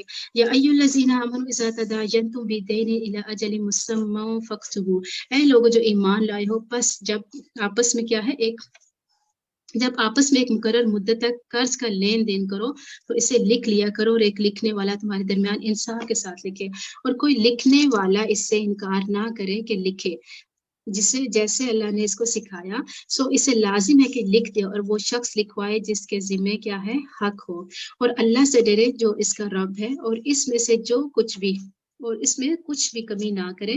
پھر اگر وہ شخص جس کے ذمے کیا ہے حق ہے یعنی قرض ہے، بے سمجھ ہے یا کمزور ہے یا وہ طاقت نہیں رکھتا تو خود لکھوائے، تو کیا کرے پھر اس کا ولی انصاف کے ساتھ لکھوا دے، اور اپنے مردوں میں سے 2 گواہوں کو گواہ بنا لو. پھر اگر 2 مرد نہ ہو تو 1 مرد اور 2 عورتیں ان لوگوں میں سے جنہیں تم گواہوں میں سے پسند کرتے ہو، اس لیے کہ دونوں سے ایک بھول جائے تو کیا کرے دوسری یاد دلا دے. اور گواہ جب بھی بلائے جائے تو انکار نہ کرے، اور اس سے مت اکتاؤ، وہ چھوٹا معاملہ ہو یا بڑا، اسے اس کی مدت تک لکھو. یہ کام اللہ کے نزدیک زیادہ انصاف والا اور شہادت کو زیادہ درست رکھنے والا اور زیادہ قریب ہے کہ تم شک میں نہ پڑو، مگر یہ کہ نقد سودا ہو جسے تم آپس میں لیتے دیتے ہو تو تم پہ کوئی گناہ نہیں کہ اسے نہ لکھو. اور جب آپس میں خرید و فروخت کرو تو گواہ بنا لو، اور نہ کسی لکھنے والے کو تکلیف دیجیے اور نہ کسی گواہ کو، اور اگر ایسا کرو گے تو بلا شبہ تم میں بہت بڑی نافرمانی ہے. اور اللہ سے ڈرو، اور اللہ تمہیں سکھاتا ہے، اور اللہ ہر چیز کو خوب جاننے والا ہے. اس آیت کو آیت دین بولتے ہیں، ٹھیک ہے. آیت دین سے کیا مطلب، یعنی قرض کی لین دین کے بارے میں اس میں بتایا گیا ہے. اور دوسرا یہ قرآن مجید کی سب سے لمبی آیت ہے. یہاں پہ اس میں جو اصول بتایا گیا ہے، کیا بتایا گیا ہے کہ انسان کیا کرے جب بھی قرضہ دے تو کیا کرے اس کو لازمی لکھ لیا کرے، اور اس کے اوپر 2 لوگوں کو گواہ بھی بنا لے، ٹھیک ہے. اور ہم موسٹلی کیا کرتے ہیں اس حکم کو نہیں مانتے، عمل نہیں کرتے ایک طرح سے، ٹھیک ہے. کیونکہ ہم پہلے تو بات ہے کہ ہم خود شرمندہ سے ہوتے ہیں اور دوسرے کو نہیں بولتے کہ اچھا میں تمہیں قرضہ دے رہی ہوں تو تم لکھ لو، ٹھیک ہے. تو پھر کیا ہے دوسری چیز کیا ہے کہ جس کو دے رہے ہیں پھر ہمیں یہ بھی ڈر ہوتا ہے کہ وہ ناراض ہو جائے گا کہ لو اس کو میرے پہ اعتبار نہیں ہے، اس وجہ سے کیا ہے یہ لکھوا رہی ہے، ٹھیک ہے. تو اللہ کا حکم سمجھے اس کو، اور پھر کیا کرے کہ کوئی بھی چیز لینی دینی ہو جو بڑی اماؤنٹ میں ہو، ٹھیک ہے، جو قابل ذکر ہو، تو پھر کیا کرے اس کو لکھ لینا چاہیے، اور اس کے اوپر 2 لوگوں کو گواہ بھی بنا لینا چاہیے، ٹھیک ہے. اور چاہے چھوٹا ہو یا بڑا، ٹھیک ہے، یعنی چھوٹا فگر ہو بڑا فگر ہو، ہر حال میں پورے کا پورا اس کو لکھنا چاہیے. اور جو لکھنے والا ہے اس کو بھی کیا چاہیے انکار نہیں کرنا چاہیے اس کو لکھنے میں، ٹھیک ہے، بلکہ اس کو بھی لکھنا چاہیے. اور اس کے علاوہ کیا تھا اس آیت کے اندر کہ اگر نقدی بات ہو جیسے روز کا لینا دینا، جیسے آپ سودا لے رہے ہیں، کوئی چیز خرید رہے ہیں یا فروخت کر رہے ہیں، تو پھر اس میں لکھنے کی ضرورت نہیں ہے، ٹھیک ہے، اس چیز میں ضرورت نہیں ہے. لیکن کیا ہے اگر بڑی چیز ہے اس کو خرید فروخت کر رہے ہیں یا پھر قرضہ لے رہے ہیں دے رہے ہیں، تو پھر اس میں آپ نے کیا کرنا ہے اس کو لازمی لکھ لینا ہے. اور واتقوا اللہ یعلمکم اللہ، اور اللہ تعالیٰ سے ڈرو گے تو اللہ تعالیٰ تمہیں ضرور سکھا دے گا، ٹھیک ہے. کیونکہ ہم ڈر رہے ہوتے ہیں نا، شرمندہ ہو رہے ہوتے ہیں یا پھر خوف کھا رہے ہوتے ہیں کہ اچھا ہم اس کو کیسے لکھیں، یا سستی کر رہے ہوتے ہیں، بہت سی چیزیں اس میں آ جاتی ہیں، ٹھیک ہے. تو کیا کرنا چاہیے اللہ کا ڈر رکھنا چاہیے. جب اللہ تعالیٰ کا ڈر ہوگا تو اللہ تعالیٰ کیا کریں گے انسان کو سکھا دیں گے. پیچھے بھی سود کی بات ہوئی ہے، ٹھیک ہے، گناہوں کو چھوڑنا، کوئی بھی گناہ چھوڑنا ہے، کوئی کسی بھی طرح سے کسی بھی مشکل میں ہے تو کیا کرے اللہ کا تقوی اختیار کریں تو اللہ تعالیٰ آپ کو ضرور سکھا دے گا، آپ کے لیے رستے ضرور کھول دے گا. یہ اللہ تعالیٰ کا وعدہ ہے، ٹھیک ہے. واتقوا اللہ ویعلمکم اللہ، اس کو نا انڈر لائن کر لیں بے شک کہ جب ہمارے اندر دل کا تقوی ہوگا تو پھر کیا ہوگا ہمارے لیے آسان ہو جائے گا اس کے پھر اللہ تعالیٰ کیا کریں گے ہمارے لیے ضرور رستے کھولیں گے. وَإِن كُنتُمْ عَلَى السَّفَرِ، پھر اگر کیا ہے تم کسی سفر پر ہو، پھر اگر تم کسی سفر پر ہو اور کوئی لکھنے والا نہ پاؤ، یعنی کیا ہوا پچھلی آیت میں کیا تھا کہ آپ جو بھی کرو گے اس میں کیا کرنا ہے، آپ نے اس کو لکھنا ہے، لیکن کیا ہے کہ کوئی لکھنے والا نہیں مل رہا، تو پھر کیا کرنا ہے، ایسی گروی چیز لازم ہے جو قبضے میں لی گئی ہو۔ پھر اگر تم میں سے کوئی کسی پر اعتبار کرے تو جس پر اعتبار کیا وہ اپنی امانت ادا کرے اور اللہ سے ڈرے جو اس کا رب ہے، اور شہادت مت چھپاؤ، اور جو اسے چھپائے تو بے شک وہ اور اس کا دل کیا ہے، گناہ گار ہے، اور اللہ جو کچھ تم کر رہے ہو اس کو خوب جاننے والا ہے۔ اس سے کیا چیز پتہ چلتی ہے کہ اگر انسان سفر میں ہے، ٹھیک ہے، یا پھر گھر میں ہے، دونوں طرح سے، ٹھیک ہے، اور کیا ہے کوئی لکھنے والا نہیں مل رہا یا پھر گواہ نہیں مل رہے، تو پھر کیا کرنا ہے، پھر ایک چیز رکھ لینی ہے، گروی رکھ لینی ہے، ٹھیک ہے۔ جیسے ہوتا ہے نا کہ انسان جب قرضہ لے تو پھر کہتا ہے اچھا تم میری گولڈ کی چوڑیاں رکھ لو، جب میں تمہارا قرضہ واپس کروں گا تو پھر کیا کرنا ہے، تم نے اس کو واپس کر دینا ہے، مجھے چوڑیاں واپس کر دینی ہے، ٹھیک ہے۔ تو اس چیز کے بارے میں کہا جا رہا ہے کہ کیا کرے، اس چیز کو گروی رکھ دے، اور جب امانت اور جو چیز گروی رکھی جائے گی پھر اس کو استعمال نہیں کیا جائے گا، ٹھیک ہے، بلکہ امانتاً رکھا جائے گا۔ لیکن اگر جیسے کوئی بکری وغیرہ رکھی ہے، جانور وغیرہ رکھا ہے، تو پھر کیا کرنا ہے، پھر آپ اس کا دودھ استعمال کر سکتے ہیں کیونکہ آپ اس کو چارہ وغیرہ دے رہے ہیں، ٹھیک ہے، کلیئر ہو گیا۔ آگے چلتے ہیں، للہ ما فی السماوات و ما فی الارض، اللہ ہی کے جو کچھ آسمان میں اور جو کچھ زمین میں، اور اگر تم اسے ظاہر کرو تو جو تمہارے دلوں میں ہے، یا اسے چھپاؤ اللہ تم میں سے اس کا حساب لے گا، پھر جسے چاہے گا بخش دے گا اور جسے چاہے گا عذاب دے گا، اور اللہ ہر چیز پر پوری طرح سے قادر ہے۔ للہ ما فی السماوات و ما فی الارض، کیا ہے کہ اللہ ہی کے لیے ہے جو کچھ آسمان اور زمین ہے۔ یہاں سے اللہ تعالیٰ کی بادشاہت کا پتہ چلتا ہے، اور اگر انسان دل میں جو بھی چھپاتا ہے یا پھر ظاہر کرتا ہے تو اللہ تعالیٰ کیا ہے اس کا حساب لے گا۔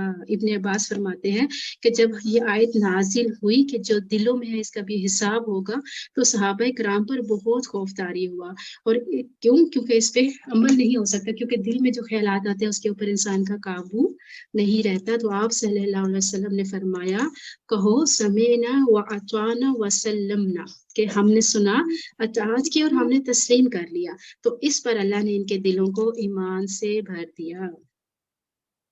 یہاں سے دو چیزیں پتہ چل رہی ہیں، ایک تو یہ پتہ چل رہا ہے کہ انسان کے دل میں جو خیالات آتے ہیں اس کے اوپر بھی پکڑ ہو سکتی ہے۔ انسان کے دل میں دو طرح سے خیالات آتے ہیں، ایک وہ خیالات آتے ہیں جو کیا ہے آتے ہیں اور چلے جاتے ہیں، ٹھیک ہے، ان کے اوپر پکڑ نہیں ہے، لیکن وہ خیال جو آتے ہیں اور پھر انسان ان کے اوپر سوچتا ہے، پھر ارادہ کرتا ہے اور پھر اس کو کرنے لگتا ہے، تو ایسی سوچ کے اوپر کیا ہے انسان کی پکڑ ہوگی۔ آگے سورہ بقرہ کا آخری دو آیات ہیں، آمن الرسول بما انزل الیہ من ربہ والمؤمنون، رسول اللہ پر ایمان لایا اور جو اس کے رب کی جانب سے اس کی طرف نازل کیا گیا، اور سب مومن بھی، اور ہر اللہ اور اس کے فرشتوں اور اس کے کتابوں اور اس کے رسولوں پر ایمان لایا، اور ہم اس کے رسولوں میں سے کسی ایک کے درمیان فرق نہیں کرتے، اور انہوں نے کہا کہ ہم نے سنا اور ہم نے اطاعت کی، وقالوا سمعنا واطعنا، اور تیری بخشش مانگتے اور اے ہمارے رب تیری ہی طرف ہم کو لوٹ کر جانا ہے۔ سورہ بقرہ کی جو آخری دو رکوع ہیں، آخری دو آیات جو سی ہیں، یہ اس کے بارے میں نبی صلی اللہ علیہ وسلم نے فرمایا تھا کہ سورہ بقرہ کی آخری آیات جو سی ہیں مجھ پر عرش کے نیچے سے دی گئی، جو پہلے کسی نبی کو عطا نہیں کی گئی، اور جو ان دو آخری آیات کو پڑھ لیتا ہے وہ اس کو کافی ہو جاتی ہے، ٹھیک ہے، یعنی جس نے بھی ان کو پڑھا وہ آیات اس کے لیے کافی ہیں۔ کس لحاظ سے کافی ہے کہ انسان کو ہر شر سے بچا لیتی ہے، ہر نقصان دہ چیز سے اس کو لیے کافی ہو جاتی ہے، ایون کہ تہجد کی نماز اگر انسان کو رہ جاتی ہے تو اس کے لیے بھی کافی ہے کہ ان دو آیتوں کو پڑھ لیا جائے، اتنا اجر اس کو وہاں پہ بھی مل جاتا ہے، ٹھیک ہے۔ اور ان آیات کو پڑھ کر جو بھی دعا مانگی جائے دعا قبول ہوتی ہے۔ چلے ایک بار ان آیات کی تلاوت کر دیں۔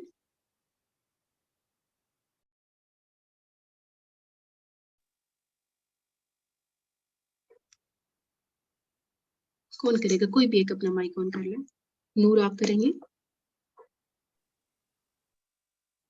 جی میں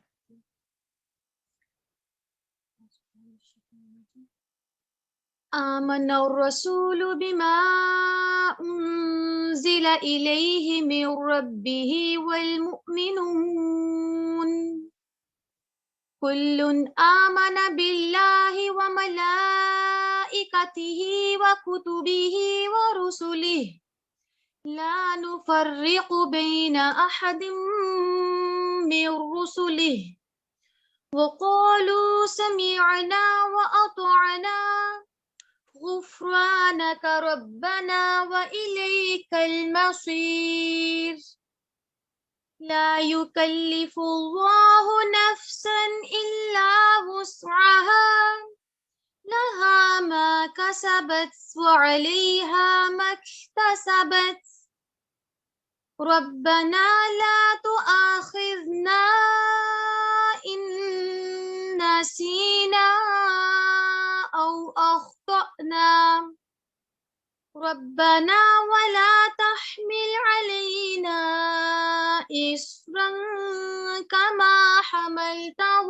على الذين من قبلنا ربنا ولا تحملنا ما لا طاقة لنا به واعف عنا واغفر لنا وارحمنا أنت مولانا فانصرنا على القوم الكافرين. آمین. لا یکلفُ نفسا الا وسعها، اللہ کسی جان کو تکلیف نہیں دیتا مگر اس کی گنجائش کے مطابق. اسی کے لیے جو اس نے کمائی کی اور اسی پر ہے جو اس نے کمایا یعنی گناہ کمایا. اے ہمارے رب ہم سے مواخذہ نہ کر اگر ہم بھول جائیں یا خطا کر جائیں. اے ہمارے رب ہم پر کوئی بھاری بوجھ نہ ڈال جیسے تو نے ان سے پہلے لوگوں پر ڈالا جو ہم سے پہلے تھے. اے ہمارے رب اور ہم سے وہ چیز نہ اٹھوا جس کے اٹھانے کی ہم میں طاقت نہ ہو اور ہم سے درگزر فرما اور ہمیں بخش دے اور ہم پر رحم کر اور تو ہی ہمارا مالک ہے سو کافر کے مقابلے میں ہماری مدد فرما. یہاں پہ کیا ہے انسان کی کمزوری کا پتہ چلتا ہے کہ انسان کیا ہے اپنے کمزور ہونے کا اللہ کے سامنے اظہار کرے کہ اے اللہ تعالیٰ ہم میں اتنی طاقت نہیں ہے تمہارے پر وہ بوجھ نہ ڈالنا جو تم نے ہم سے پہلے لوگوں پر ڈالے ہیں. ہمیشہ عافیت کی دعا کثرت سے کرتے رہے کیونکہ کیا ہے ایمان لانے کے بعد جو بہترین نعمت ہے وہ کیا ہے عافیت میں ہونا ہے. صبح شام کی دعاؤں میں بھی عافیت کی دعا ہے اور اس کے علاوہ بھی کیا کریں کثرت سے اللہ تعالیٰ سے عافیت کی دعا کرتے رہیں کہ اللہ تعالیٰ ہم کمزور ہیں تو ہمارے اوپر نہ بوجھ ڈال وہ بوجھ نہ ڈال جو تم نے ہم سے پہلے لوگوں پر ڈالا ہے. اور پھر دوسری چیز کیا ہے کہ واعف عنا واغفر لنا وارحمنا کہ اللہ تعالیٰ تو کیا کر ہمیں معاف کر دے ہمیں بخش دے اور ہمارے اوپر رحم فرما. انت مولانا کہ تو ہی ہمارا مولا ہے تیرے سوا کوئی بھی نہیں جو ہماری بخشش کرے ہمیں گناہوں سے پاک کر دے ہمارے اوپر رحم کرے. فانصرنا علی القوم الکافرین اور اے ہمارے مولا کافروں کے مقابلے میں ہماری مدد فرما. سورۃ آل عمران. بسم اللہ الرحمن الرحیم. الف لام میم اللہ لا الہ الا هو الحی القیوم. سورہ بقرہ اور سورہ آل عمران دونوں کیا ہیں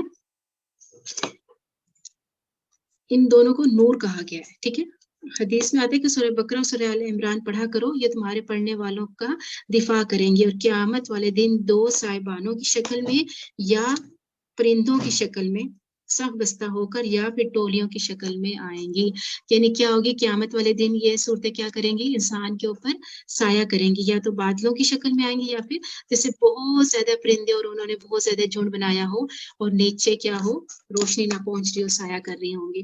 اور اس کے علاوہ کیا ہے یہ دفاع بھی کرتی ہیں. قیامت والے دن انسان کے لیے کیا کریں گے اللہ تعالیٰ سے سفارش کریں گے کہ اللہ تعالیٰ اس کو بخش دے. اور دیکھیں آیت نمبر 2 میں اللہ لا الہ الا هو الحی القیوم تو اس میں پھر اسم اعظم آیا ہے اور اس اسم اعظم کے ساتھ جب دعا کی جاتی ہے تو کیا ہوتی ہے قبول ہوتی ہے. کوئی ایک دعا بتائیں جس میں اسم اعظم آ رہا ہو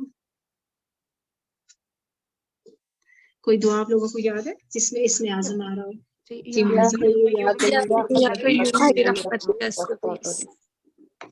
بارک جی یا حی یا قیوم برحمتک استغیث اصلح لشانی کلہ ولا تکلنی الی نفسی طرفۃ عین. ٹھیک ہے. اور دوسرا یہ بھی ہے کہ اس میں رحمت کی دعا بھی ہے. تو رمضان میں رحمت کے دروازے بھی کھولے جاتے ہیں تو اللہ تعالیٰ سے کثرت سے رحمت کی دعا کرنی ہے. نزل علیک الکتاب بالحق، اس نے تجھ پہ یہ کتاب حق کے ساتھ اتاری، اس کی تصدیق کرنے والی ہے جو اس سے پہلے، اور اس نے تورات اور انجیل اتاری اس سے پہلے لوگوں کو ہدایت کے لیے، اور اس نے حق اور باطل، اور یہ کیا ہے؟ حق اور باطل میں فرق کرنے والی ہے. بے شک جن لوگوں نے اللہ کی آیات کا انکار کیا ان کے لیے بہت سخت عذاب ہے، اور اللہ سب پر غالب اور بدلہ لینے والا ہے. ان اللہ لا یخفی علیہ شیء فی الارض ولا فی السماء، بے شک اللہ وہ ہے جس کے پاس کوئی چیز، جس پر کیا ہے؟ کوئی چیز نہ زمین میں چھپی رہتی اور نہ ہی آسمان میں. سوچیں اللہ تعالیٰ کی ذات کیسی ہے کہ زمین، آسمان، سمندر، گلیکسیز، دیکھیں کیا کچھ ہے. ٹھیک ہے. اور سب چیزیں کیا ہے؟ اللہ تعالیٰ کے لیے کیا ہے؟ کچھ بھی چھپا نہیں ہے. چاہے زمین کے اندر جتنے بھی مردے ہیں، سوچیں زمین کے اندر کیا کچھ ہے. اور اللہ تعالیٰ کیڑے ہیں، سانپ ہے، بچھو ہے، کیا کچھ ہے ہمیں تو پتہ بھی نہیں ہے. ٹھیک ہے. لیکن اللہ تعالیٰ سے کچھ بھی چھپا ہوا نہیں ہے. اس کے اندر زمین کے جو اندر ہے وہ بھی ایسے ہی ہے جیسے زمین کے اوپر ہے، باہر ہے. جیسے اس کے لیے اندھیرے اور روشنی برابر ہے، اس کو اس سے کوئی فرق نہیں پڑتا کہ اندھیرا، اس کو اندھیرے میں بھی ایسے ہی نظر آتا ہے جیسے روشنی میں نظر آتا ہے. وَالَّذِي يُصَوِّرُكُمْ فِي الْأَرْحَامِ كَيْفَ يَشَاءُ، وہی ہے جو رحموں میں تمہاری صورت بناتا ہے جس طرح چاہتا ہے. اس کے سوا کوئی معبود نہیں، سب پر غالب اور کمال حکمت والا ہے. اگر انسان زمین آسمان پہ غور نہیں بھی کرتا تو انسان اپنے کیا کرے؟ پیدائش کے اوپر غور کر لے تو کیا ہوگا؟ وہ اپنے معبود کو، اللہ تعالیٰ کو ضرور پہچان لے گا جو کیا ہے؟ عزیز الحکیم ہے، زبردست حکمت والا ہے. وَالَّذِي أَنزَلَ عَلَيْكَ الْكِتَابَ مِنْهُ، وہی ہے جس نے تجھ پر یہ کتاب اتاری جس میں سے کچھ آیات محکم ہے اور وہی کتاب کی اصل ہے، اور کچھ دوسری کئی معنوں میں ملتی جلتی. پھر جن لوگوں کے دلوں میں کجی ہے تو وہ اس میں ان کی پیروی کرتے ہیں جو کئی معنوں میں ملتی جلتی ہیں، یعنی متشابہات ہیں، فتنے کی تلاش کے لیے، وہ ان کے اصل مراد کی تلاش کے لیے. اور حالانکہ ان کی اصل کیا ہے؟ اللہ تعالیٰ کے سوا کوئی بھی نہیں جانتے، اور جو علم میں پختہ ہے وہ کہتے ہیں کہ ہم اس پہ ایمان لائے، سب ہمارے رب کی طرف سے، اور نصیحت قبول نہیں کرتے مگر جو عقل والے ہیں. یہاں پہ آیات کیا ہیں؟ قرآن مجید میں دو طرح کی آیات آتی ہیں. ایک محکمات آتی ہے. محکمات وہ آیات ہوتی ہیں جو کیا ہوتی ہیں؟ جن میں حکم بالکل واضح ہوتے ہیں، جیسے نماز پڑھنا ہے، سپارہ پڑھنا ہے، روزہ رکھنا ہے، حج کرنا ہے، اس طرح کے معاملات. اور دوسرا کیا؟ وہ اخر متشابہات، کچھ کیا ہے؟ متشابہات آیات ہیں. اور متشابہات میں وہ آتی ہیں جو غیبی امور سے تعلق رکھتی ہیں، جیسے جنت ہے، جہنم ہے، اللہ تعالیٰ کا ہاتھ ہے. اب ہمیں نہیں پتا کہ اللہ تعالیٰ کا ہاتھ کیسا ہے. ٹھیک ہے. لیکن جن کے دلوں میں ٹیڑھ پن ہوتی ہے وہ کیا تلاش کرتے ہیں؟ وہ اس میں کجی تلاش کرتے ہیں. ٹھیک ہے. اور اس میں فتنہ ڈھونڈتے ہیں. کیونکہ کیا ہے؟ ان کے دل کیا ہوتے ہیں؟ ٹیڑھے ہوتے ہیں. ٹھیک ہے. ان کے دل کیا ہے؟ ٹیڑھے. اس وجہ سے وہ کیا کرتے ہیں؟ ایسی آیات میں سے تعویلیں نکالتے ہیں، اللہ کی آیت کے اوپر اللہ تعالیٰ کے ہاتھ کے اوپر بحث کرنا شروع کر دیں گے، جنت پہ بحث کریں گے، جہنم پہ بحث کرنا شروع کر دیں گے. ٹھیک ہے. تو اس طرح کی چیزیں کرتے ہیں. وَمَا يَعْلَمُ تَأْوِيلَهُ إِلَّا اللَّهُ وَالرَّاسِخُونَ فِي الْعِلْمِ، لیکن جو کون ہوتے ہیں؟ راسخون فی العلم ہوتے ہیں. وہ کیا کرتے ہیں؟ وہ فوراً سے کہتے ہیں آمنا، کہ ہم ایمان لائے. پیچھے بھی کیا بات کہی گئی تھی؟ جس نے کیا کہا کہ تم لوگ کیا کہو؟ آمنا سمعنا وأطعنا. ٹھیک ہے.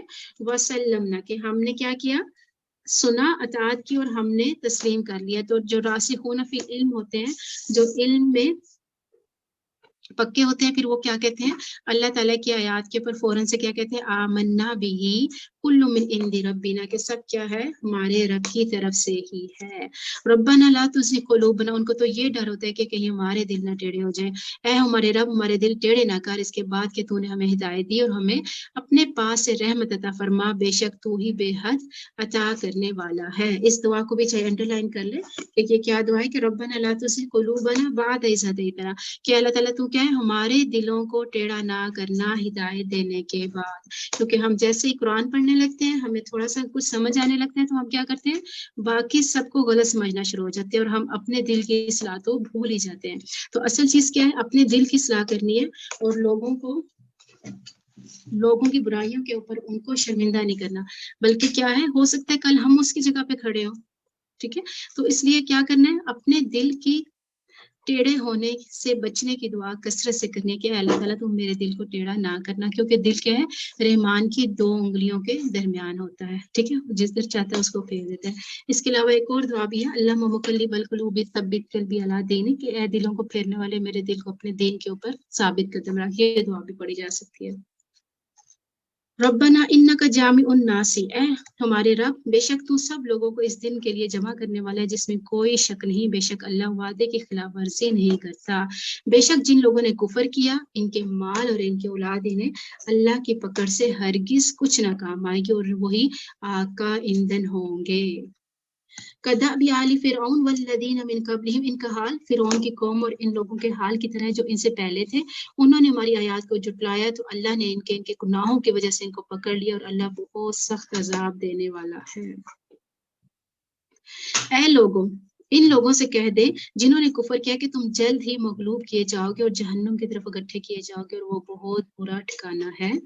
یقیناً تمہارے پاس ان 2 جماعتوں میں سے ایک نشانی تھی جو ایک دوسرے کے مقابلے میں آئی، ایک جماعت اللہ کے راستے میں لڑتی تھی اور دوسری کافر تھی، یہ ان کی آنکھوں سے دیکھتے تھے اپنے سے دگنا دیکھ رہے تھے، اور اللہ جسے چاہتا ہے اپنی مدد کے ساتھ قوت بخشتا ہے، بلا شبہ اس کی آنکھوں والوں کے لیے یقیناً بہت بڑی عبرت ہے۔ ان فی ذلک لعبرۃ لأولی الابصار، جو آنکھیں رکھتے ہیں ان کے لیے کیا اس میں بہت بڑی عبرت ہے۔ یہاں پہ جنگ بدر کی بات ہو رہی ہے کہ جنگ بدر میں صحابہ کیا تھے، 313 تھے، ٹھیک ہے، اور وہ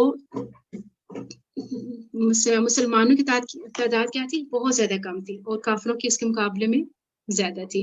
لیکن کیا تھا، کافروں کو جو مسلمان تھے وہ تھوڑے نظر آ رہے تھے، نہیں زیادہ نظر آ رہے تھے، اور اسی طرح مسلمانوں کو جو ان سے کافر کیا نظر آ رہے تھے، کم نظر آ رہے تھے، لیکن یہ اللہ تعالیٰ کی طرف سے ان کی مدد تھی۔ زُیِّنَ لِلنَّاسِ حُبُّ الشَّهَوَاتِ مِنَ النِّسَاءِ، لوگوں کے لیے نفسانی خواہشات کی محبت مسین کر دی گئی، جو عورتوں اور بیٹے اور سونے اور چاندی کے جمع کیے ہوئے خزانے اور نشان لگائے ہوئے گھوڑے، مویشی اور کھیتی ہیں، یہ دنیا کی زندگی کا سامان ہے اور اللہ ہی ہے جس کے پاس اچھا ٹھکانہ ہے۔ زُیِّنَ لِلنَّاسِ حُبُّ الشَّهَوَاتِ، یہ کیا کر دی گئی، انسان کے لیے خوبصورت بنا دی گئی، کس کی محبت، عورتوں کی محبت، والبنین والقناطیر المقنطرۃ، اور کس کی، بیٹے کی محبت، سونے اور چاندی جو جمع کیے گئے ہوئے ہیں، نشان لگے ہوئے گھوڑے، مویشی، کھیتی، یہ سب چیزیں کیا ہوتی ہیں، انسان کو اپنی طرف کھینچتی ہیں، ٹھیک ہے۔ لیکن کیا ہے، جب انسان کے پاس یہ چیزیں ہوں تو پھر انسان یہ چیز چیک کرے کہ ان چیزوں کی محبت کیا مجھے اللہ کی اطاعت کی طرف لے جاتی ہے یا اللہ تعالیٰ کی نافرمانی کی طرف لے کے جاتی ہے۔ ان چیزوں کو پا کر میں اللہ کی یاد میں زیادہ ہو جاتا ہوں یا اللہ تعالیٰ کو بھول جاتا ہوں، کیونکہ ان چیزوں کی محبت بری نہیں ہے، یہاں یہ نہیں کہا گیا کہ بری بات ہے، نہیں، خرابی تب ہوتی ہے جب ہم کیا ہوتے ہیں، ان میں بہت زیادہ مشغول ہو جاتے ہیں، جس کی وجہ سے ہم اللہ تعالیٰ کی اطاعت چھوڑ دیتے ہیں۔ اس میں چاہے کیا لے لیں، عورتوں کی محبت لے لے، بیٹے لے لے، ٹھیک ہے، بیٹے کے اصول کے لیے ہم کتنی اللہ تعالیٰ کی نافرمانیاں کرتے ہیں، والقناطیر المقنطرۃ، اور سونے چاندی کے لیے سیم ایسے ہی ہے، اور اسی طرح کیا ہے، نشان لگے گھوڑے کی جگہ آج گاڑیاں لے لیں، ٹھیک ہے، اور اسی طرح مویشی اور کھیتی، کیونکہ یہ سب چیزیں کیا ہیں، دنیا کی زینت بڑھانے کا ذریعہ ہے نا، لیکن یہ کیا ہے، اللہ تعالیٰ کہہ رہے ہیں یہ تو دنیا کی زندگی کا سامان ہے، ان سے کیا کمانی ہے، آخرت کمانی ہے۔ اگر یہ سب چیزیں اللہ کی اطاعت کی طرف آپ کو لے کے جاتی ہے تو یہ آپ کے لیے کیا ہے، ثواب کا ذریعہ ہے، ٹھیک ہے، اللہ کی رضا حاصل کرنے کا ذریعہ ہے۔ قُلْ أَنُبِّئُكُم بِخَيْرٍ مِّن ذَلِكُمْ، کہتے کہ کیا میں تمہیں اس سے بہتر چیز نہ بتاؤں، یعنی اس سے بھی ایک اچھی چیز ہے، وہ کیا ہے،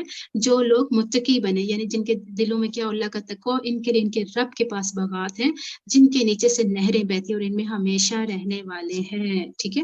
وہ اوپر جتنی بھی چیزیں تھی کیا تھی، دنیا کی زندگی کا سامان تھا، آخر کار ختم ہونے والی تھی، لیکن اس کے اگر ان کو انسان دنیا کے ان سب چیزوں کو اگر انسان اللہ تعالیٰ کی اطاعت میں لگاتے تو پھر کیا ہے، اس کو پھر ایسی ہمیشگی کی زندگی ملے گی جو کبھی ختم نہیں ہونے والی، اور اس میں وہ ہمیشہ ہمیشہ رہیں گے، اور کیا ہے ان کے لیے نہایت پاک صاف بیویاں، زوج مطہرہ ورضوان من اللہ، ٹھیک ہے، اور اللہ کی جانب سے خوشنودی، اور یہ سب سے بڑی بات ہے کہ انسان کے پاس سب کچھ ہو اور اللہ کی رضا نہ ہو، آپ کسی کے گھر گیسٹ گئے ہیں، ٹھیک ہے، وہ آپ کے لیے سب کچھ کرے اور اپنا موڈ خراب رکھے تو آپ کو کیسا لگے گا، اچھا لگے گا، بالکل بھی نہیں اچھا لگے گا، ٹھیک ہے، یعنی ساری چیزیں ہو اور اللہ کی رضا نہ ہو، ٹھیک ہے. تو اللہ تعالیٰ کیا کہہ رہے ہیں کہ ساری چیزیں بھی ملیں گی اور اس کے ساتھ کیا ملے گی, وَرِضْوَانٌ مِّنَ اللَّهِ, اللہ تعالیٰ کی رضا بھی ملے گی. اور اللہ بصیر بالعباد, اللہ تعالیٰ اپنے بندوں کو خوب دیکھنے والا ہے کہ کون کس نیت سے کیا کام کرتا ہے.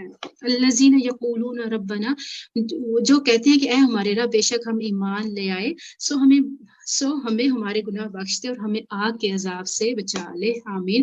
اور جو صبر کرنے والے ہیں, سچ کہنے والے ہیں, حکم ماننے والے ہیں, خرچ کرنے والے ہیں, اور رات کی آخری گھڑیوں میں بخشش مانگتے ہیں, والمستغفرین بالاسحار, اس کو بھی انڈر لائن کر لیں کہ کیا ہے کہ دیکھیں اوپر جو چیزیں بتائی گئی تھی اس کے اپوزٹ کیا ہے کہ انسان کیا کرے, ایمان لے کے اپنی بخشش کی دعا کرے, صبر کرے, صدقہ کرے, اطاعت کرے, ٹھیک ہے, والمنفقین, اور خرچ کرے, والمستغفرین بالاسحار, ٹھیک ہے. اور سب کچھ کرنے کے بعد بھی کیا کرے, کثرت سے استغفار کرے. اور استغفار کرنے کا کون سا ٹائم ہے, سحری کا ٹائم, ٹھیک ہے. اور آج کل ہم نے ویسے بھی سحری کے لیے اٹھنا ہے, تو کیا کریں, کثرت سے جب بھی آپ سحری بنا رہے ہو تو اس میں کیا کریں, استغفار کثرت سے کریں, ٹھیک ہے. اور چاہے اگر ٹائم ہو تو جو استغفار کی دعائیں 5 سے 10 منٹ وہ کھول کے بیٹھ جائیں اور ان کو پڑھ لیں. اللہ نے گواہی دی, شاہد اللہ انہ لا الہ الا ہو, اللہ نے گواہی دی کہ بے شک حقیقت یہ ہے کہ اس کے سوا کوئی معبود نہیں, اور فرشتوں نے اور علم والوں نے بھی اس حال میں کہ وہ انصاف پر قائم ہے, اور اس کے سوا کوئی معبود نہیں, سب پر غالب اور کمال حکمت والا ہے. ان الدین عند اللہ الاسلام, بے شک دین اللہ کے نزدیک اسلام ہی ہے. اور وہ لوگ جنہیں کتاب دی کہ انہوں نے اختلاف نہیں کیا مگر اس کے بعد کہ ان کے پاس علم آ چکا, بس آپس میں ضد کی وجہ سے, اور جو اللہ کی آیات کا انکار کرے تو بے شک اللہ تعالیٰ بہت جلد حساب لینے والا ہے. فَإِنْ حَاجُّوكَ, پھر اگر تو سے جھگڑا کرے تو کہہ دے میں نے اپنا چہرہ اللہ کے تابع کر دیا, اور جس نے میری پیروی کی, اور ان لوگوں سے جنہوں نے کتاب دی گئی, اور ان پڑھ لوگوں سے کہتے کہ تم تابع ہوگے, بس اگر وہ تابع ہو جائیں تو بے شک ہدایت پاگے, اور اگر وہ منہ پھیر لے تو تیرے ذمہ تو صرف کیا ہے, پہنچا دینا ہے, اور اللہ اپنے بندوں کو خوب دیکھنے والا ہے. واللہ بصیر بالعباد. کیونکہ دیکھیں کیا ہے کہ ہدایت ہمارے سامنے کیا ہے, بالکل واضح ہو گیا ہے. جو مانتا ہے تو ٹھیک ہے, جو نہیں مانتا پھر کیا ہے, ہمارا کام تو صرف اور صرف کیا ہے, پہنچا دینا ہے, باقی اللہ کا معاملہ اس کے ساتھ ہے. ان الذین یکفرون بآیات اللہ, بے شک جو لوگ اللہ کی آیات کا انکار کرتے ہیں اور نبیوں کو کسی حق کے بغیر قتل کرتے ہیں, اور لوگوں میں سے جو انصاف کرنے کا حکم دیتے ہیں انہیں بھی قتل کر دیتے ہیں. یعنی انبیاء جو بھی ان کو نیکی کا حکم دیتے ہیں وہ اس کے خلاف ہو جاتے ہیں. سو انہیں ایک دردناک عذاب کی خوشخبری سنا دے. یہ وہ لوگ ہیں جن کے اعمال دنیا اور آخرت میں ضائع ہو گئے, اور ان کی مدد کرنے والا کوئی بھی نہیں ہوگا. کیا تو نے ان لوگوں کو نہیں دیکھا جنہوں نے کتاب میں سے ایک حصہ دیا گیا, انہیں اللہ کی کتاب کی طرف بلایا جاتا تاکہ وہ ان کے درمیان فیصلہ کرے, پھر ان میں سے ایک گروہ منہ پھیر لیتا ہے اس حال میں کہ وہ منہ موڑنے والے ہوتے ہیں. یہ اس لیے کہ بے شک انہوں نے کہا ہمیں آگ ہرگز نہیں چھوئے گی مگر چند دن, اور انہیں ان کے دین میں سے ان باتوں نے دھوکہ دیا جو وہ گھڑا کرتے تھے. یعنی ان کا بھی کیا تھا کہ ہمیں آگ نہیں چھوئے گی مگر کیا ہے, گنتی کے چند دن, مگر اصل میں کیا تھا, یہ ان کی خواہشات تھی جنہوں نے ان کو دھوکے میں ڈالا ہوا تھا. فَكَيْفَ إِذَا جَمَعْنَاهُمْ, پھر کیا حال ہوگا جب ہم انہیں اس دن کے لیے جمع کریں گے جس میں کوئی شک نہیں, اور ہر جان کو پورا دیا جائے گا جو اس نے کمایا, اور ان پر ظلم نہیں کیا جائے گا. فَكَيْفَ إِذَا جَمَعْنَاهُمْ لِيَوْمٍ لَا رَيْبَ فِيهِ, ٹھیک ہے, کہ ایک دن ایسا آنے والا کہ جس دن کیا ہوگا, سب وہاں پہ جمع کیے جائیں گے, اور ہر شخص کو پورا دیا جائے گا جو اس نے کمایا ہوگا. تو سوچنے کی بات یہ ہے کہ ہم نے کیا کمایا اور کیا حساب دینا ہے. قُلِ اللَّهُمَّ مَالِكَ الْمُلْكِ, کہہ دے اے اللہ بادشاہی کے مالک, تو جسے چاہتا ہے بادشاہی دیتا ہے, اور جس سے چاہتا ہے بادشاہی چھین لیتا ہے, اور جس سے چاہے عزت دیتا ہے, اور جس سے چاہے ذلیل کرتا ہے. تیری ہاتھ میں ہر بلائی ہے, بے شک تو ہر چیز پر پوری طرح سے قادر ہے. اس میں کیا بات ہو رہی ہے, دیکھیں کہ اللہ ہی کیا ہے, بادشاہ ہے. بادشاہی کا مالک صرف کون ہے, اللہ تعالیٰ کی ذات ہے. وہ جس سے چاہتا ہے دیتا ہے, اور جس سے چاہتا ہے چھین لیتا ہے. اسی طرح عزت بھی جس سے چاہتا ہے دیتا ہے, اور جس سے چاہتا ہے چھین لیتا ہے. اور سب بھلائی کس کے ہاتھ میں ہے, اللہ کے ہاتھ میں. تو پھر ہمیں کس کی طرف لوٹنا چاہیے, لوگوں کی طرف, لوگوں کو خوش کرنا چاہیے تاکہ ہمیں کوئی سیٹ مل جائے, کوئی مقام مل جائے, کوئی دوستوں میں عزت مل جائے, یا اللہ کی طرف لوٹنا چاہیے, صرف اور صرف اللہ کی طرف. کیوں, کیونکہ بیدک الخیر, کہ ساری کی ساری خیر کیا ہے, اللہ کے ہاتھ میں ہے. ساری دنیا بھی ہمیں فائدہ پہنچانا چاہے اور اگر اللہ تعالیٰ نہ چاہے تو کوئی ہمیں فائدہ نہیں پہنچا سکتا. اور اسی طرح اگر اللہ فائدہ دینا چاہے اور ساری دنیا مل کر بھی روک لے تو وہ نہیں روک سکتی. تو اس سے کیا پتہ چلتا ہے کہ سب خیر اللہ کی طرف سے ہے. تو ہمیں پھر کس کی طرف پلٹنا ہے؟ اللہ ہی کی طرف پلٹنا ہے اور اسی سے ہی دعا کرنی ہے اور اسی سے ہی مانگنا ہے. تولج اللیل فی النہار و تولج النہار فی اللیل. تو کیا ہے کہ اللہ تعالیٰ کی ذات کیا ہے کہ تو رات کو دن میں داخل کرتا ہے اور تو دن کو رات میں داخل کرتا ہے اور تو زندہ کو مردہ سے نکالتا ہے اور تو مردہ کو زندہ سے نکالتا ہے اور تو جس سے چاہے کسی کو کیا ہے حساب کے بغیر رزق عطا کر دیتا ہے. ٹھیک ہے. وَتَرْزُقُ مَن تَشَاءُ بِغَيْرِ حساب. اس سے بھی کیا پتہ چلتا ہے کہ وہ دن کو رات میں داخل کر دیتا ہے, رات سے دن کو نکال کے لے آتا ہے, زندہ سے مردہ, مردہ سے زندہ نکال لیتا ہے. ٹھیک ہے. تو اس کے لیے کیا مشکل ہے کہ وہ ہمیں غموں سے نہ نکال سکے, ہماری پریشانی دور نہ کر سکے, ہمارے لیے رزق فراغ نہ کر سکے, ہمارے لیے عزت کا لوگوں کی نظر میں عزت نہ ہمیں دے سکے. ہر چیز کس کے پاس ہے؟ ہر خیر اللہ کے پاس ہے. صرف اور صرف ہمیں اس کی طرف لوٹنے کی ضرورت ہے اور سچے دل کے ساتھ, سچی نیت کے ساتھ. تو دیکھیں پھر آپ کو خیر کیسے ملتی ہے. لا يتخذ المؤمنون الکافرین اولیاء من دون المؤمنین. کیونکہ ہم دیکھیں نا, اسی لیے تو پھر لوگوں کی طرف جاتے ہیں, کیونکہ ہمیں لوگوں سے عزت ہم چاہتے ہیں. اے ایمان والو, مومنوں کو چھوڑ کر کافروں کو دوست مت بنائے. جو ایسا کرے گا وہ اللہ کی طرف سے کسی چیز میں نہیں مگر یہ کہ تم ان سے بچو. کس طرح بچنا؟ اور اللہ تمہیں اپنے آپ سے ڈراتا ہے اور اللہ ہی کی طرف لوٹ کر جانا ہے. وَيُحَذِّرُكُمُ اللَّهُ نَفْسَهُ. کہ اللہ کیا کرتے ہیں؟ تم کو اپنی ذات سے ڈراتا ہے. قُلْ إِن تُخْفُوا مَا فِي صُدُورِكُمْ. کہہ دے اگر تم اسے چھپاؤ جو تمہارے سینوں میں ہے, یا اسے ظاہر کرو, اللہ اسے جان لے کر وہ جانتا ہے جو کچھ آسمانوں میں اور جو کچھ زمین میں ہے, اور اللہ ہر چیز پر پوری طرح سے قادر ہے. جس دن ہر شخص حاضر کیا ہوا پائے گا جو اس نے نیکی میں سے کیا اور وہ بھی جو اس نے برائی میں سے کیا, چاہے گا کاش اس کے درمیان اور اس کے درمیان یعنی اس کے گناہ کے درمیان کیا ہو, بہت بڑا فاصلہ ہو. اور اللہ تمہیں اپنے آپ سے ڈراتا ہے اور اللہ بندوں سے بے حد نرمی کرنے والا ہے. اللہ ڈراتا کیوں ہے؟ ہم نے تو ہمیشہ غفور الرحیم پڑھا ہے, یہاں تو ڈرانے کی بات آ گئی. اللہ تعالیٰ اپنے ذات سے کیوں ڈراتا ہے؟ اس لیے ڈراتا ہے تاکہ ہم غفلت سے نکلے اور کیا کریں, برے انجام سے بچ جائیں. قل ان کنتم تحبون اللہ فاتبعونی یحببکم اللہ.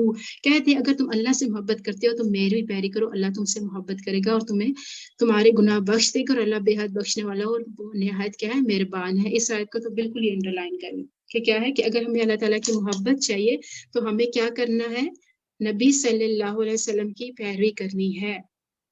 اور یہ کیا ہے, لازم اور مظلوم ہے. ایسا نہیں ہو سکتا کہ ہم اللہ سے تو محبت کریں اور ہم نبی صلی اللہ علیہ وسلم کی پیروی کیے بغیر اللہ کی محبت پا لیں, یہ ناممکن ہے. اور پھر کہہ دے کہ اللہ اور اس کے رسول کا حکم مانو, پھر وہ منہ پھیر لیں تو بے شک اللہ کافروں سے محبت نہیں رکھتا. ٹھیک ہے. تو کیا کہے, اللہ اور اس کے رسول کی کیا کرنی ہے, اطاعت کرنی ہے. اور جیسے رمضان ہے تو اس میں زیادہ سے زیادہ کوشش کرنی ہے کہ ہم جو بھی اعمال کریں وہ کیا ہو, مسنون ہو, سنت کے مطابق ہو, چاہے سحری ہو, چاہے افطاری ہو, چاہے تراویح پڑھنی ہے, کوئی بھی کام کرنا ہے, کوئی بھی کام کرنا ہے تو اس میں دیکھیں ایون کہ نمازوں کے اندر جو صورتیں پڑھنے ہیں اس میں بھی کوشش کریں کہ کیا کریں, وہی پڑھیں جو نبی صلی اللہ علیہ وسلم پڑھا کرتے تھے, اگر آپ کو اللہ تعالیٰ کی محبت چاہیے تو.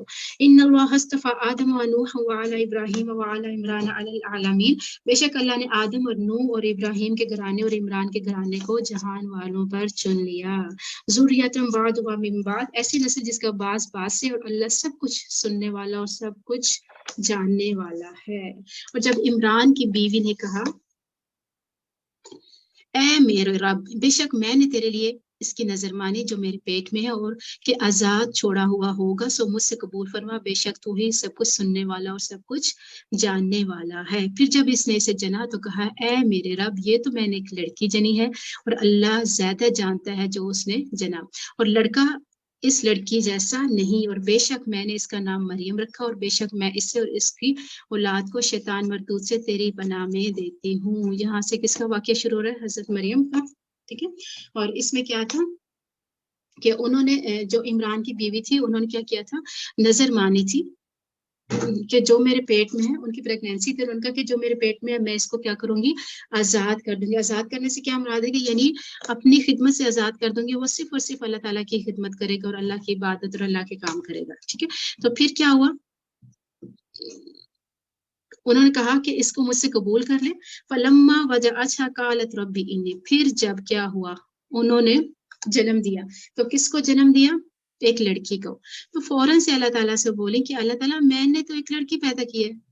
तो अल्लाह ताला क्या कहते हैं कि अल्लाह ताला खूब जानने वाला है जो तुमने पैदा किया है, और लड़का क्या है, लड़की की तरह नहीं है। और फिर मरियम अलैहिस्सलाम ने कहा कि बेशक मैंने इसका नाम मरियम रखा। मरियम ने नहीं कहा, इमरान की बीवी ने कहा, और बेशक मैं इससे और इसकी औलाद को शैतान मरदूद से तेरी पनाह में देती हूँ। ठीक है, यहाँ से क्या बात पता चलती है? एक बहुत अहम बात पता चलती है। कोई बताएगा या आप लोगों को क्या पता चला, क्या समझ लगा? जी बताऊं मैं रिजवाना? जी रिजवाना बोले। ये बात पता चलती है कि उन्होंने अपनी बेटी के लिए भी दुआ की है और आगे उसकी औलाद के लिए भी दुआ की है उन्होंने। जी बिल्कुल ठीक है। एक तो ये पता चलता है इन्नी समय तो मरियम इन्नी वज़ुरिया था कि उन्होंने अपनी औलाद को और फिर औलाद की औलाद को भी क्या किया, शैतान से मरदूद से, जी शैतान मरदूद से बचाने की दुआ की। और इससे ये भी पता चलता है कि अपनी औलादों के लिए भी दुआ करें, और फिर उसके बाद जो आने वाले हैं औलाद है, नस्ल है, उसके लिए भी दुआ करे कि अल्लाह ताला उनको ईमान के ऊपर कायम रखे। और क्या पता चलता है, कोई और बताएगा?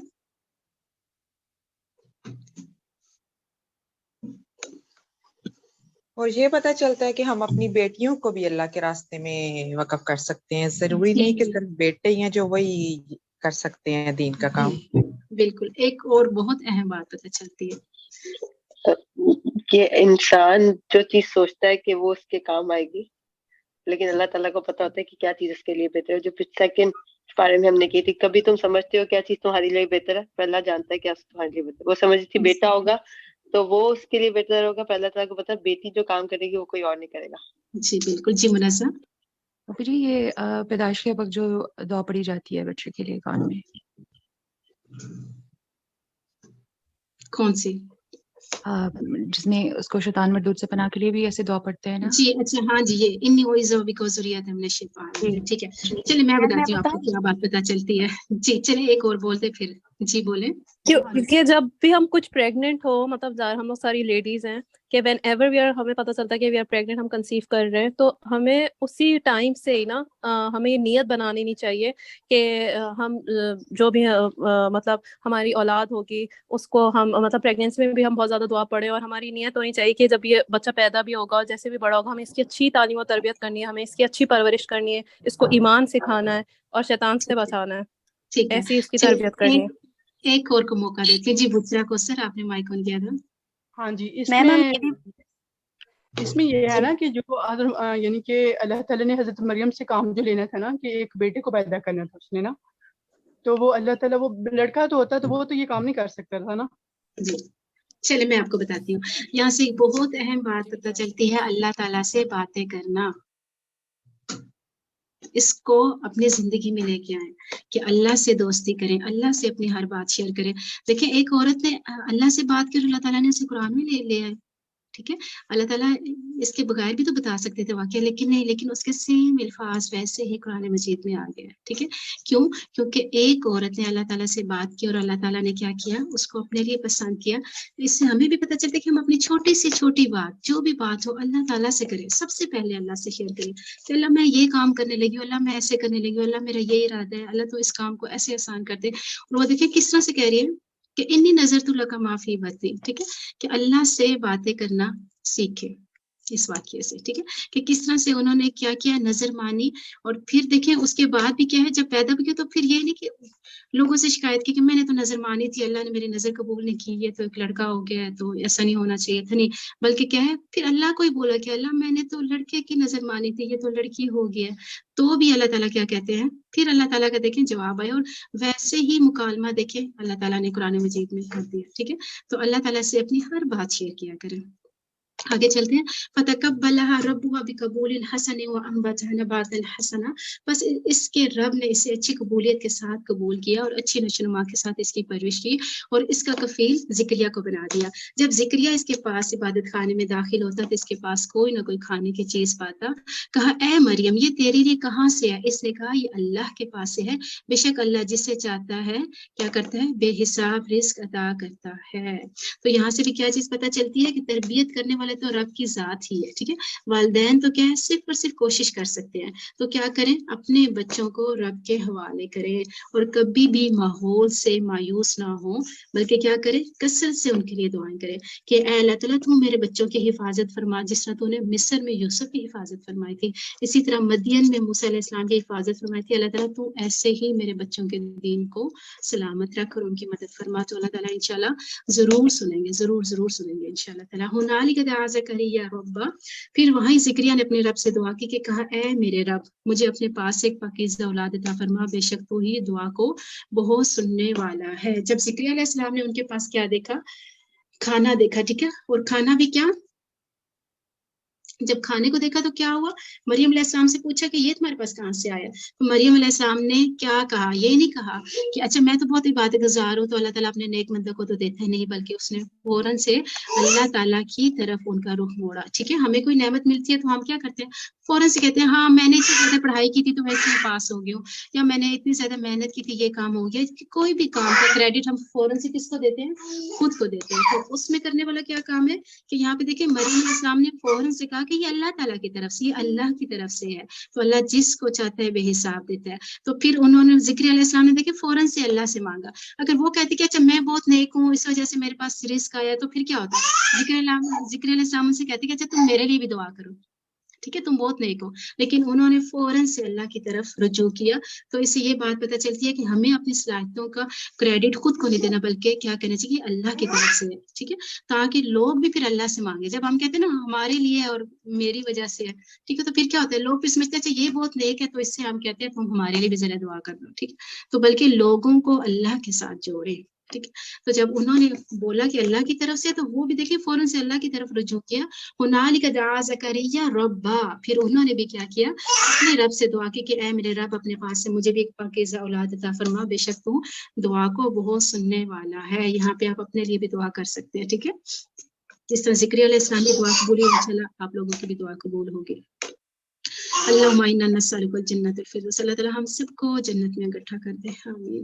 فنادته الملائکۃ وهو قائم یصلی فی المحراب, تو فرشتوں نے اسے آواز دی جبکہ وہ عبادت خانے میں کھڑا نماز پڑھ رہا تھا, بے شک اللہ تجھے یحییٰ کی بشارت دیتا ہے. دیکھیے ان کی بھی دعا کیا ہوگی, قبول ہوگی. جو اللہ کے ایک کلمے کی تصدیق کرنے والا اور سردار ہوگا اور اپنے پر بہت ضبط رکھنے والا نبی ہوگا اور نیک لوگوں میں سے ہوگا. قال ربی انا یکون لی غلام, کہا اے میرے رب میرے لیے لڑکا کیسے ہوگا جبکہ مجھے تو بڑھاپا پہنچا اور میری بیوی بانجھ ہے. فرمایا اسی طرح اللہ کرتا ہے جو چاہتا ہے, اللہ تعالیٰ کے لیے کچھ بھی مشکل نہیں ہے. اپنی ساری پریشانیاں اپنے سارے غم اللہ کے آگے رکھے, اللہ کے لیے کچھ مشکل نہیں ہے. وہ ایک بوڑھے کو بانجھ کو اولاد دے سکتا ہے تو اس کے لیے کچھ مشکل نہیں کہ وہ آپ کی پریشانی دور کر دے. قال رب اجعل لی آیہ, اور اے میرے رب میرے لیے کوئی نشانی بنا دے. فرمایا تیری نشانی یہ ہے کہ تو 3 دن لوگوں سے بات نہیں کرے گا مگر اشارے سے, اور اپنے رب کو بہت زیادہ یاد کر, اور اپنے اور شام اور صبح کیا کر, تسبیح کر. وَإِذْ قَالَتِ الْمَلَائِكَةُ يَا مَرْيَمُ, اور جب فرشتوں نے کہا ہے مریم بے شک اللہ نے تجھے چن لیا اور تجھے پاک کر دیا, سب جہانوں کی عورتوں پر تجھے چن لیا. اے مریم اپنے رب کی فرما بردار بن اور سجدہ کر, اور رکوع کرنے والوں کے ساتھ رکوع کر. ذَلِكَ مِنْ أَنْبَاءِ الْغَيْبِ نُوحِيهِ إِلَيْكَ, یہ غیب کی کچھ خبریں ہیں جو ہم کیا ہیں تیری طرف وحی کرتے ہیں. تو اس وقت ان کے پاس نہ تھا جب وہ اپنے قلم پھینک رہے تھے کہ ان میں سے کون مریم کی کفالت کرے گا, اور نہ تو اس وقت ان کے پاس تھا جب وہ جھگڑا کر رہے تھے. کیا ہوا جب مریم علیہ السلام کی کفالت کی باری آئی کہ اس کی کون حفاظت کرے گا, تو پھر کیا ہوا تھا, پہلے تو کوئی بھی نہیں لے رہا تھا کہ نہیں ہم نہیں لیتے, لیکن پھر جو مریم علیہ السلام کی والدہ تھی انہوں نے کچھ خواب دیکھے تھے جس کی بنا پر ان کو یہ فیل ہوا تھا کہ اچھا یہ کیا ہوں گی, اللہ تعالیٰ کی چنی ہوئی ہے. تو اس وجہ سے پھر ہر کوئی کہہ رہا تھا کہ اچھا ہم کفالت کریں گے, ہم کفالت کریں گے. تو پھر کیا ہوا, پھر انہوں نے قرآن ڈالا, ٹھیک ہے, کلمے پھینکتے تھے, قلم پھینکے, تو پھر وہ اس طرح سے قرآن ڈالتے تھے. تو پھر وہ قرآن کس کے نام نکلا تھا, زکریا علیہ السلام کے نام نکلا تھا. تو پھر زکریا علیہ السلام نے ان کی کفالت کی تھی. جب فرشتوں نے کہا اے مریم بے شک اللہ تجھے اپنی طرف سے ایک کلمے کی بشارت دیتا ہے جس کا نام مسیح عیسیٰ ابن مریم ہے, دنیا اور آخرت میں بہت مرتبے والا اور مقرب لوگوں میں سے ہوگا. ٹھیک ہے, پھر اس میں بھی کیا پتہ چلتا ہے کہ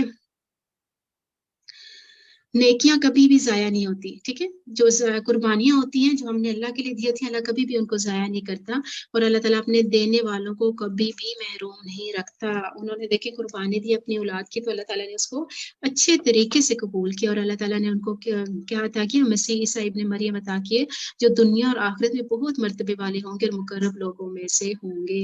और युकल्लिमुन्नास फिल महदी व कहला, और ये ईसा इब्न मरियम की सिफात बताई जा रही है कि लोगों से वो गहवारे में बात करेंगे और अधेड़ उम्र में भी अधेड़ उम्र में भी लोगों से बात करेंगे और नेक लोगों में से होंगे। तो फिर मरियम अलैहिस्सलाम ने कहा कि ऐ मेरे रब, मेरे यहाँ लड़का कैसे होगा, हालांकि किसी बशर ने मुझे हाथ नहीं लगाया। फरमाया इसी तरह अल्लाह पैदा करता है जो चाहता है, जब वो किसी काम का फैसला कर लेता है तो इससे यही कहता है कि हो जा, तो फिर वो हो जाता है।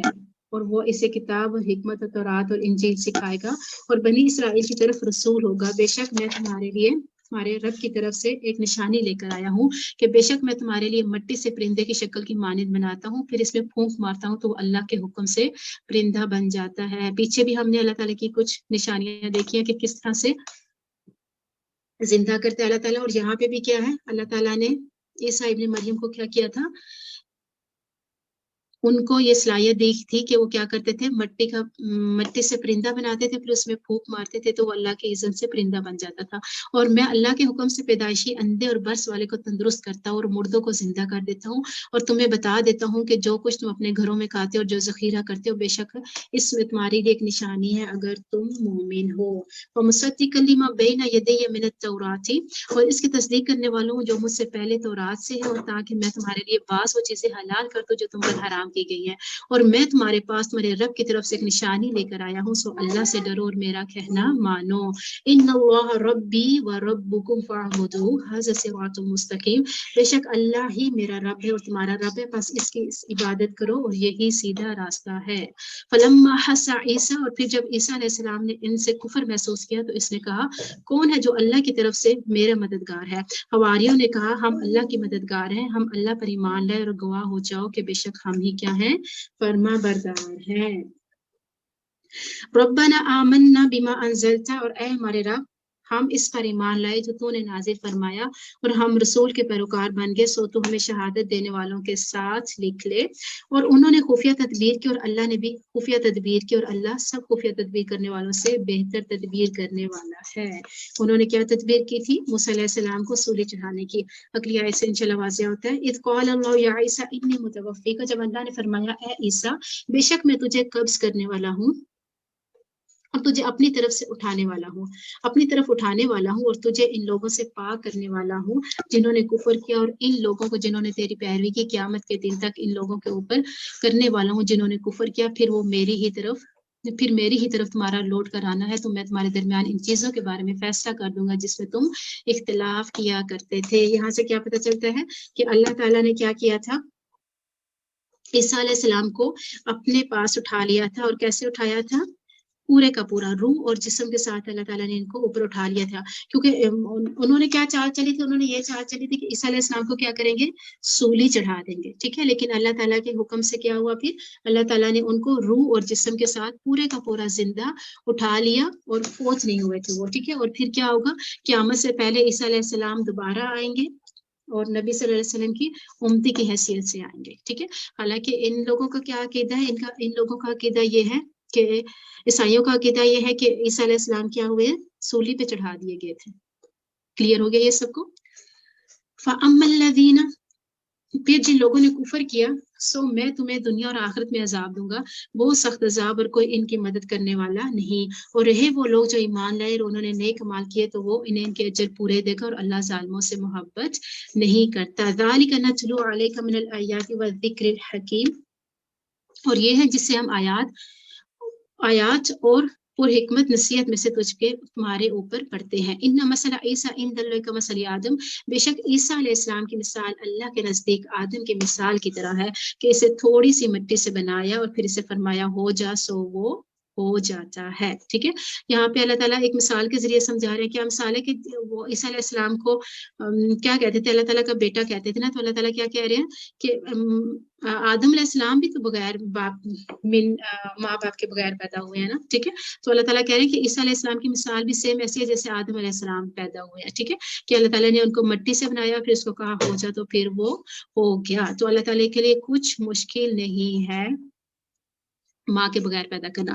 الحق من ربک فلا تکونن من الممترین, یہ حق تیرے رب کی طرف سے ہے, سو تو بے شک تو کیا ہے, شک کرنے والوں میں سے نہ ہو جانا. پھر جو شخص تجھ سے اس کے بارے میں جھگڑا کرے اس کے بعد کہ تیرے پاس علم آ چکا, تو کہہ دے آؤ ہم اپنے بیٹوں اور تمہارے بیٹوں کو بلا لے, اور اپنی عورتوں تمہاری عورتوں کو بھی, اور اپنے آپ کو بھی اور تمہیں بھی, پھر گڑ گڑا کر دعا کرے, بس جھوٹوں پر اللہ تعالیٰ کی لعنت ہے. اس آیت کو آیت مباہلہ بولتے ہیں. ٹھیک ہے, اس میں کیا تھا, اس میں یہ تھا کہ جب انہوں نے بحث کی تھی نا یہود و نصارہ نے, تو پھر کہا کہ جب کسی بات کا حل نہ نکل رہا تو پہلے اس طرح کیا کرتے تھے کہ کیا آتے تھے, سب میدان میں اکٹھے ہو جاتے تھے. ٹھیک ہے, اور پھر اس کے بعد کیا کرتے تھے, ایک دوسرے کے اوپر بد دعا کرتے تھے. ٹھیک ہے, کہ جو جھوٹا ہے اس پہ اللہ تعالیٰ کی لعنت ہو. تو انہوں نے پہلے تو اس بات کو مان لیا کہ ٹھیک ہے, یعنی نبی صلی اللہ علیہ وسلم بھی آ جائے, ساتھ ان کے ساتھی بھی آ جائے, اور دوسری طرف سے جو یہود و نصارہ تھے وہ بھی آ جائے, وہ اپنے لوگوں کو بھی لے آئے, اور پھر کیا کریں, ایک دوسرے کے اوپر لعنت کریں کہ جو جھوٹ ہے اس پہ اللہ کی لعنت ہو. تو پہلے تو وہ مان گئے, پھر وہ خود ہی ہٹ گئے. کیوں ڈر گئے, کیونکہ ان کو پتا تھا کہ نبی صلی اللہ علیہ وسلم کیا ہے, سچے نبی ہیں, اور نبی صلی اللہ علیہ وسلم کی دعا کیا ہوتی ہے, قبول ہوتی ہے.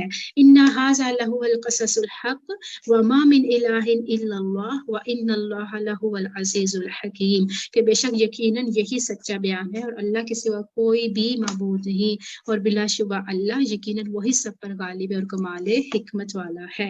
فَإِن تَوَلَّوْا, پھر اگر وہ پھر جائے تو بے شک اللہ فساد کرنے والوں کو خوب جاننے والا ہے.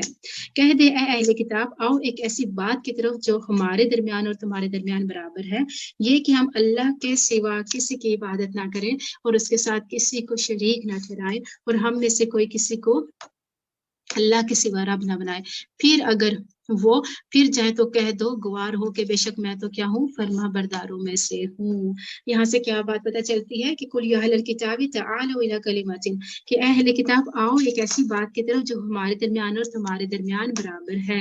اس سے یہ پتہ چلتا ہے کہ جب بھی آپ لوگ دین کی تبلیغ کریں, لوگوں کو بلائیں, تو کیا کریں, مشترک باتوں کی طرف بلایا جائے. ٹھیک ہے, کہ کیا ہے کہ جو باتیں مشترک ہیں ان باتوں کو چھیڑا جائے, اور ان باتوں سے انسان تبلیغ شروع کرے, نہ کہ ان باتوں سے جو اختلافی مسائل ہے. اور ہم مسلمان کیا کرتے ہیں, ایون کیا مسلمانوں میں بیٹھ کے بات کرتے ہیں تو کیا کرتے ہیں, سب سے پہلے اختلافی مسائل ان کے اوپر بحث شروع کر دیتے ہیں. ٹھیک ہے, تو ایسے نہیں کرنا, بلکہ کیا کرنا ہے, ان باتوں سے بات شروع کرنی ہے جو مشترک ہے, جو اختلاف والی نہیں ہے. جیسے اللہ تعالیٰ کے اوپر ایمان لینا, اللہ تعالیٰ کی قدرت کے اوپر بات کرنا, اس طرح سے بات پہلے کریں. ٹھیک ہے, ہم فوراً سے ہی کہتے ہیں, سب سے پہلے پوچھتے ہیں اچھا تمہارا مسئلہ کیا ہے.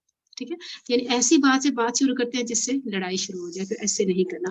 ایون کہ اہل کتاب سے بھی بات کرے تو کیا کرے, توحید کے اوپر سب سے بات کرے, سب سے پہلے بات کرے, کیونکہ کیا ہے, وہ بھی اللہ تعالیٰ کو مانتے ہیں اور ہم بھی اللہ تعالیٰ کو مانتے ہیں. اور پھر کیا ہے, اللہ کے ساتھ کسی کو شریک نہ کرے, اور ہم میں سے کوئی کسی کو اللہ کے سوا رب نہ بنائے. ٹھیک ہے, رب کیسے بناتے ہیں, بعض کو بعض کا رب بنا دینا, اس سے کیا مراد ہے, اس سے مراد یہ ہے کہ انسان دوسروں کی جو ہے, اس میں صحابہ کرام نے پوچھا تھا نا اللہ تعالیٰ سے کہ اللہ تعالیٰ ہم تو کسی کو رب نہیں بناتے, ہم تو صرف اللہ تعالیٰ کو ہی رب مانتے ہیں. تو پھر نبی صلی اللہ علیہ وسلم نے کہا تھا کہ کیا تم لوگوں کے حلال کو حلال اور حرام کو حرام نہیں سمجھنا شروع ہو جاتے. تو انہوں نے کہا تو ہاں ایسے ہے. تو پھر کہا کہ یہی تو بات ہے, یہی تو رب بنانا ہے, کہ اگر کوئی کہہ رہے ہیں نہیں یہ غلط ہے تو چاہے وہ ٹھیک بھی ہو, حالانکہ کتاب میں اس کا واضح حکم ہو, تو ہم کہتے ہیں نہیں یہ کہہ رہا ہے تو ٹھیک ہے. جیسے سود کی بات لے لیں. ٹھیک ہے, اگر وہ کہتا ہے کہ نہیں سود حلال ہے, ٹھیک ہے, تو ہم کیا کہتے ہیں نہیں یہ کہہ رہا ہے تو یہ ٹھیک ہی کہہ رہا ہوگا, سود حلال ہوگا, حالانکہ آیت بالکل واضح, اللہ کا حکم واضح ہے. تو پھر کیا ہوا, وہاں پہ ہم نے اس کو کیا بنا لیا, رب بنا لیا. ٹھیک ہے, وہی ان کے حلال کو حلال کرنا, اور جس چیز کو اس نے حرام کیا اس کو حرام کر لینا, یہ رب بنانا ہوتا ہے. ٹھیک ہے, کچھ لوگ کالا کپڑا نہیں پہنتے کیونکہ ان کو کسی نے منع کیا ہوتا ہے کہ اچھا کالے کپڑے نہیں پہننا, حالانکہ کالے کپڑے اللہ نے حلال کیے تو وہ پہن لینے چاہیے. ایسی بہت سی ایسی خرافات ہیں جو ہمارے معاشرے میں بہت زیادہ کیا ہے, عام ہے. ٹھیک ہے, تو ہم نے اپنے اوپر کیوں حرام کی ہوتی ہیں, صرف اس وجہ سے حرام کی ہوتی ہیں کہ کسی نے کہا ہوتا ہے. ٹھیک ہے, تو جو اللہ نے حلال کیا اسی کو حلال سمجھے, اور جو حرام ہے اسی کو حرام سمجھا جائے. کلیئر ہو گیا؟ آگے چلیں. یا اہل الکتاب لم تحاجون فی ابراہیم، اے اہل کتاب تم ابراہیم کے بارے میں کیوں جھگڑتے ہو جبکہ تورات اور انجیل تو نازل ہی اس کے بعد کی گئی، تو کیا تم سمجھتے نہیں ہو؟ ٹھیک ہے، یہ کیا کہتے تھے؟ یہ کہتے تھے، یہود کہتے تھے کہ ابراہیم ہمارے ہیں، اور نصارہ جو تھے وہ کہتے تھے ابراہیم علیہ السلام ہمارے میں سے ہیں. ٹھیک ہے، یعنی یہودی کہتے تھے وہ یہودی ہے، نصاری کہتے تھے وہ نصرانی ہے. تو اللہ تعالیٰ کہہ رہے ہیں کہ تم ابراہیم علیہ السلام کے بارے میں لڑائی کیوں کرتے ہو، حالانکہ تورات اور انجیل تو ان کے بعد نازل ہوئی ہے. ٹھیک ہے، اس سے پہلے تو یہ تھا ہی نہیں، نہ یہودی تھے اور نہ نصارہ تھے، وہ تو یکسو تھے. ٹھیک ہے، تو ایسا تو کچھ تھا ہی نہیں، تو پھر لڑائی کرنے کی کوئی بات ہی نہیں بنتی. ہاں انتم ہؤلاء حاججتم فیما لکم بہ علم، سیم ایسے ہی ہے جیسے ہم کہیں کہ نبی صلی اللہ علیہ وسلم سنی تھے اور دوسرے کچھ لوگ کہیں کہ نہیں نبی صلی اللہ علیہ وسلم وہابی تھے. تو یہ سنت اور وہابی تو نکلا ہی بعد میں. ٹھیک ہے، اس ٹائم وہ کیا تھا؟ کچھ بھی نہیں تھے، یکسو تھے وہ صرف اور صرف اللہ کے لیے. اور ہم نے بھی صرف اور صرف اللہ کے لیے یکسو ہو جانا ہے، ہم نے صرف اور صرف مسلم رہنا ہے. آپ لوگ پہلے بارے میں سے ڈیٹیل سے پڑھ چکے ہیں. ٹھیک ہے، اہل کتاب تم ابراہیم کے بارے میں کیوں جھگڑتے ہو جبکہ تورات اور انجیل تو نازل ہی اس کے بعد کی گئی، تو کیا تم سمجھتے نہیں ہو؟ دیکھو تم وہ لوگ ہو کہ تم نے اس بات میں جھگڑا کیا جس کے متعلق تمہیں کچھ علم تھا، تو اس بات میں کیوں جھگڑتے ہو جس کا تمہیں کچھ علم نہیں؟ اللہ جانتے اور تم نہیں جانتے. ابراہیم علیہ السلام نہ یہودی تھے اور نہ ہی نصرانی، بلکہ ایک طرف والا یعنی یکسو فرما بردار تھے، اور مشرکوں میں سے نہ تھے. ٹھیک ہے، بیسیکلی کیا تھے ابراہیم؟ کیا تھے؟ حنیفم مسلمہ. ان اول الناس بابراہیم، بے شک سب لوگوں میں سے ابراہیم کے زیادہ قریب یقیناً وہی لوگ ہیں جنہوں نے اس کی پیروی کی، اور یہ نبی اور وہ لوگ جو ایمان لائے، اور اللہ مومنوں کا کیا ہے؟ دوست ہے. اہل کتاب کی ایک جماعت ہے، چاہے کاش وہ تمہیں گمراہ کر دے، حالانکہ وہ اپنے سوا کسی کو گمراہ نہیں کرے اور وہ شعور نہیں رکھتے. انسان جب بھی کسی کو دھوکہ دیتا ہے تو اصل میں خود کو ہی دھوکہ دے رہا ہوتا ہے. اہل کتاب تم کیوں اللہ کی آیات سے کفر کرتے ہو حالانکہ تم خود ہی اس کے اوپر گواہ ہو؟ اہل کتاب تم کیوں حق کو باطل کے ساتھ غلط ملت کرتے ہو، حق کو چھپاتے ہو حالانکہ تم جانتے ہو. اور اہل کتاب میں سے ایک گروہ نے کہا تم دن کے شروع میں اس چیز پہ ایمان لاؤ جو ان لوگوں کی طرف نازل کی گئی، اور جو ایمان لائے اور اس کے آخری میں کیا کرو؟ اس کا انکار کر دو تاکہ وہ لوگ واپس لوٹ جائیں. یہ بھی ان کی ایک چال تھی. کیا کرتے تھے کہ یہ کچھ لوگ کیا کرتے تھے، صبح کے ٹائم یہ شو کر دیتے کہ ہم مسلمان ہو گیا، ہم کلمہ پڑھ لیے، ایمان لے آئے، اور شام کو اس کا انکار کر دیتے تھے. کیوں؟ کیونکہ اس سے کیا ہو، کچھ لوگوں کا دل برا ہو کہ یہ کیسا دین ہے، یہ کیسا ایمان ہے کہ جو صبح کے تو لوگ مسلمان ہو جاتے ہیں اور شام کو اس کا انکار کر دیتے ہیں. ٹھیک ہے، حالانکہ کیا ہے؟ دین حق کی یا نبی صلی اللہ علیہ وسلم کے سچے ہونے کی یہ بھی ایک نشانی تھی کہ جو اسلام ایک بار قبول کر لیتا تھا اس سے اسلام سے پھر جانا ایسے لگتا تھا جیسے آگ میں جانا، یعنی وہ کسی صورت مرتد نہیں ہونا چاہتا تھا. آگے چلتے ہیں. اور اہل کتاب وَلَا تُؤْمِنُوا إِلَّا لِمَنْ تَبِعَ دِينَهُمْ، اور کسی کے لیے یقین نہ کرو سوائے اس کے جو تمہارے دین کی پیروی کرے، یعنی صرف اس کی بات مانو جو تمہارے دین میں ہو. اور کہہ دے اصل ہدایت تو اللہ ہی کی طرف سے ہے، اور جو کچھ تم میں دیا گیا ہے اس جیسا اور جو بھی کوئی دیا جائے گا یا وہ جو تم سے تمہارے رب کے پاس جھگڑا کریں گے، کہہ دے بے شک سب فضل اللہ کی طرف سے، اللہ کے ہاتھ میں ہے، اور اس سے جس کو چاہتا ہے ہدایت دیتا ہے، اور اللہ وسعت والا اور سب کچھ جاننے والا ہے. ٹھیک ہے، اس میں کیا بات ہو رہی ہے کہ کہہ دے اصل ہدایت کیا ہے؟ اللہ تعالیٰ کی طرف سے ہے، اور جو کچھ تمہیں دیا گیا ہے یعنی جو اہل کتاب کو دیا گیا تھا اس جیسا کسی اور کو بھی دیا جائے گا. یعنی وہ کہتے تھے جو ہمیں ملا ہے ویسا کسی کو نہیں ملا، یا وہ تم سے تمہارے رب کے پاس جھگڑا کرے، کہتے بے شک فضل جو سے اللہ کے ہاتھ میں ہے، وہ اسے جس کو چاہتا ہے دیتا ہے، اور اللہ بہت وسعت والا ہے اور سب کچھ جاننے والا ہے. یعنی ان کو یہ تھا کہ قرآن مجید جو ہے کیوں ان کی طرف نازل ہوا ہے. تو اللہ تعالیٰ کہہ رہے کہ جو اللہ تعالیٰ اپنا فضل جس کو چاہتا ہے عطا کرتا ہے، اور اپنی رحمت کے ساتھ خاص کرتا ہے جسے چاہتا ہے، اور اللہ تعالیٰ بہت بڑے فضل والا ہے. وَمِنْ أَهْلِ الْكِتَابِ، اور اہل کتاب میں سے بعض ہیں کہ اگر تو ان کے پاس ایک خزانہ امانت رکھ دے اور اسے تیری طرف ادا کر دے گا، اور اگر ان میں سے بعض وہ ہے کہ تو ان کے پاس ایک دینار امانت رکھے اسے تیری طرف ادا نہیں کرے گا مگر جب تک کہ تو اس کے اوپر کھڑا رہے. یہ اس لیے کہ انہوں نے کہا ہم پر ان پڑھوں کے بارے میں کوئی گرفت یا کوئی راستہ نہیں، اور وہ اللہ پر خوب جھوٹ کہتے حالانکہ وہ جانتے ہیں. یہاں سے کیا بات پتہ چلتی ہے کہ جو اہل کتاب تھے یہ کیا کرتے تھے، مسلمانوں کی کوئی چیز کھو جاتی یا ان کو مسلمانوں کی کوئی چیز مل جاتی تو کیا کرتے تھے، اس مسلمانوں کو واپس نہیں لوٹاتے تھے. کیوں؟ کیونکہ وہ کہتے تھے کہ ان کے بارے میں ہم سے پوچھنی ہوگی، ان کے بارے میں ہمارے پہ کوئی رستہ نہیں ہے. ٹھیک ہے، کوئی سبیل نہیں ہے. ٹھیک ہے، فی الامیین سبیل. تو لیکن کیا ہے،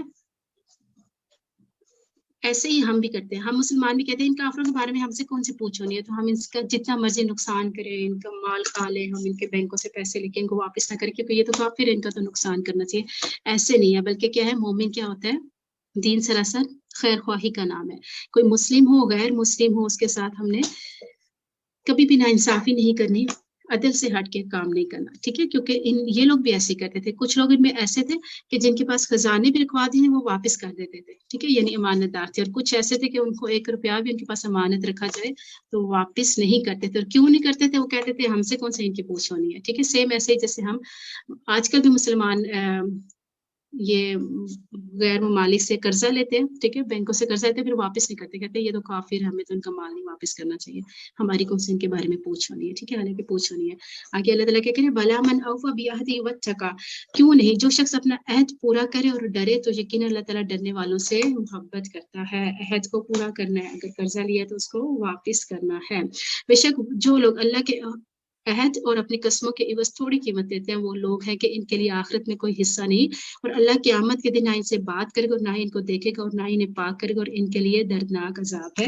اور بے شک ان میں سے یقیناً کچھ لوگ ایسے ہیں جو کتاب پڑھنے کے ساتھ اپنی زبانیں مروڑتے ہیں تاکہ تم اسے کتاب میں سے سمجھو، حالانکہ وہ کتاب میں سے نہیں، اور کہتے ہیں کہ یہ اللہ کی طرف سے، حالانکہ وہ اللہ کی طرف سے نہیں، اور اللہ پر جھوٹ کہتے ہیں حالانکہ وہ جانتے ہیں. کسی بشر کا کبھی حق نہیں کہ اللہ اسے کتاب، حکم اور نبوت دے، پھر وہ لوگوں سے کہے کہ اللہ کو چھوڑ کر میرے بندے بن جاؤ، لیکن کیا ہے، رب والے بنو، اس لیے کہ تم کتاب سکھایا کرتے تھے اور اس لیے کہ تم پڑھا کرتے تھے. یعنی تمہارے پاس کتاب آئی ہے تو تم نے لوگوں کو اپنے ساتھ نہیں جوڑنا بلکہ کس کے ساتھ جوڑنا ہے، اللہ تعالیٰ کی ذات کے ساتھ.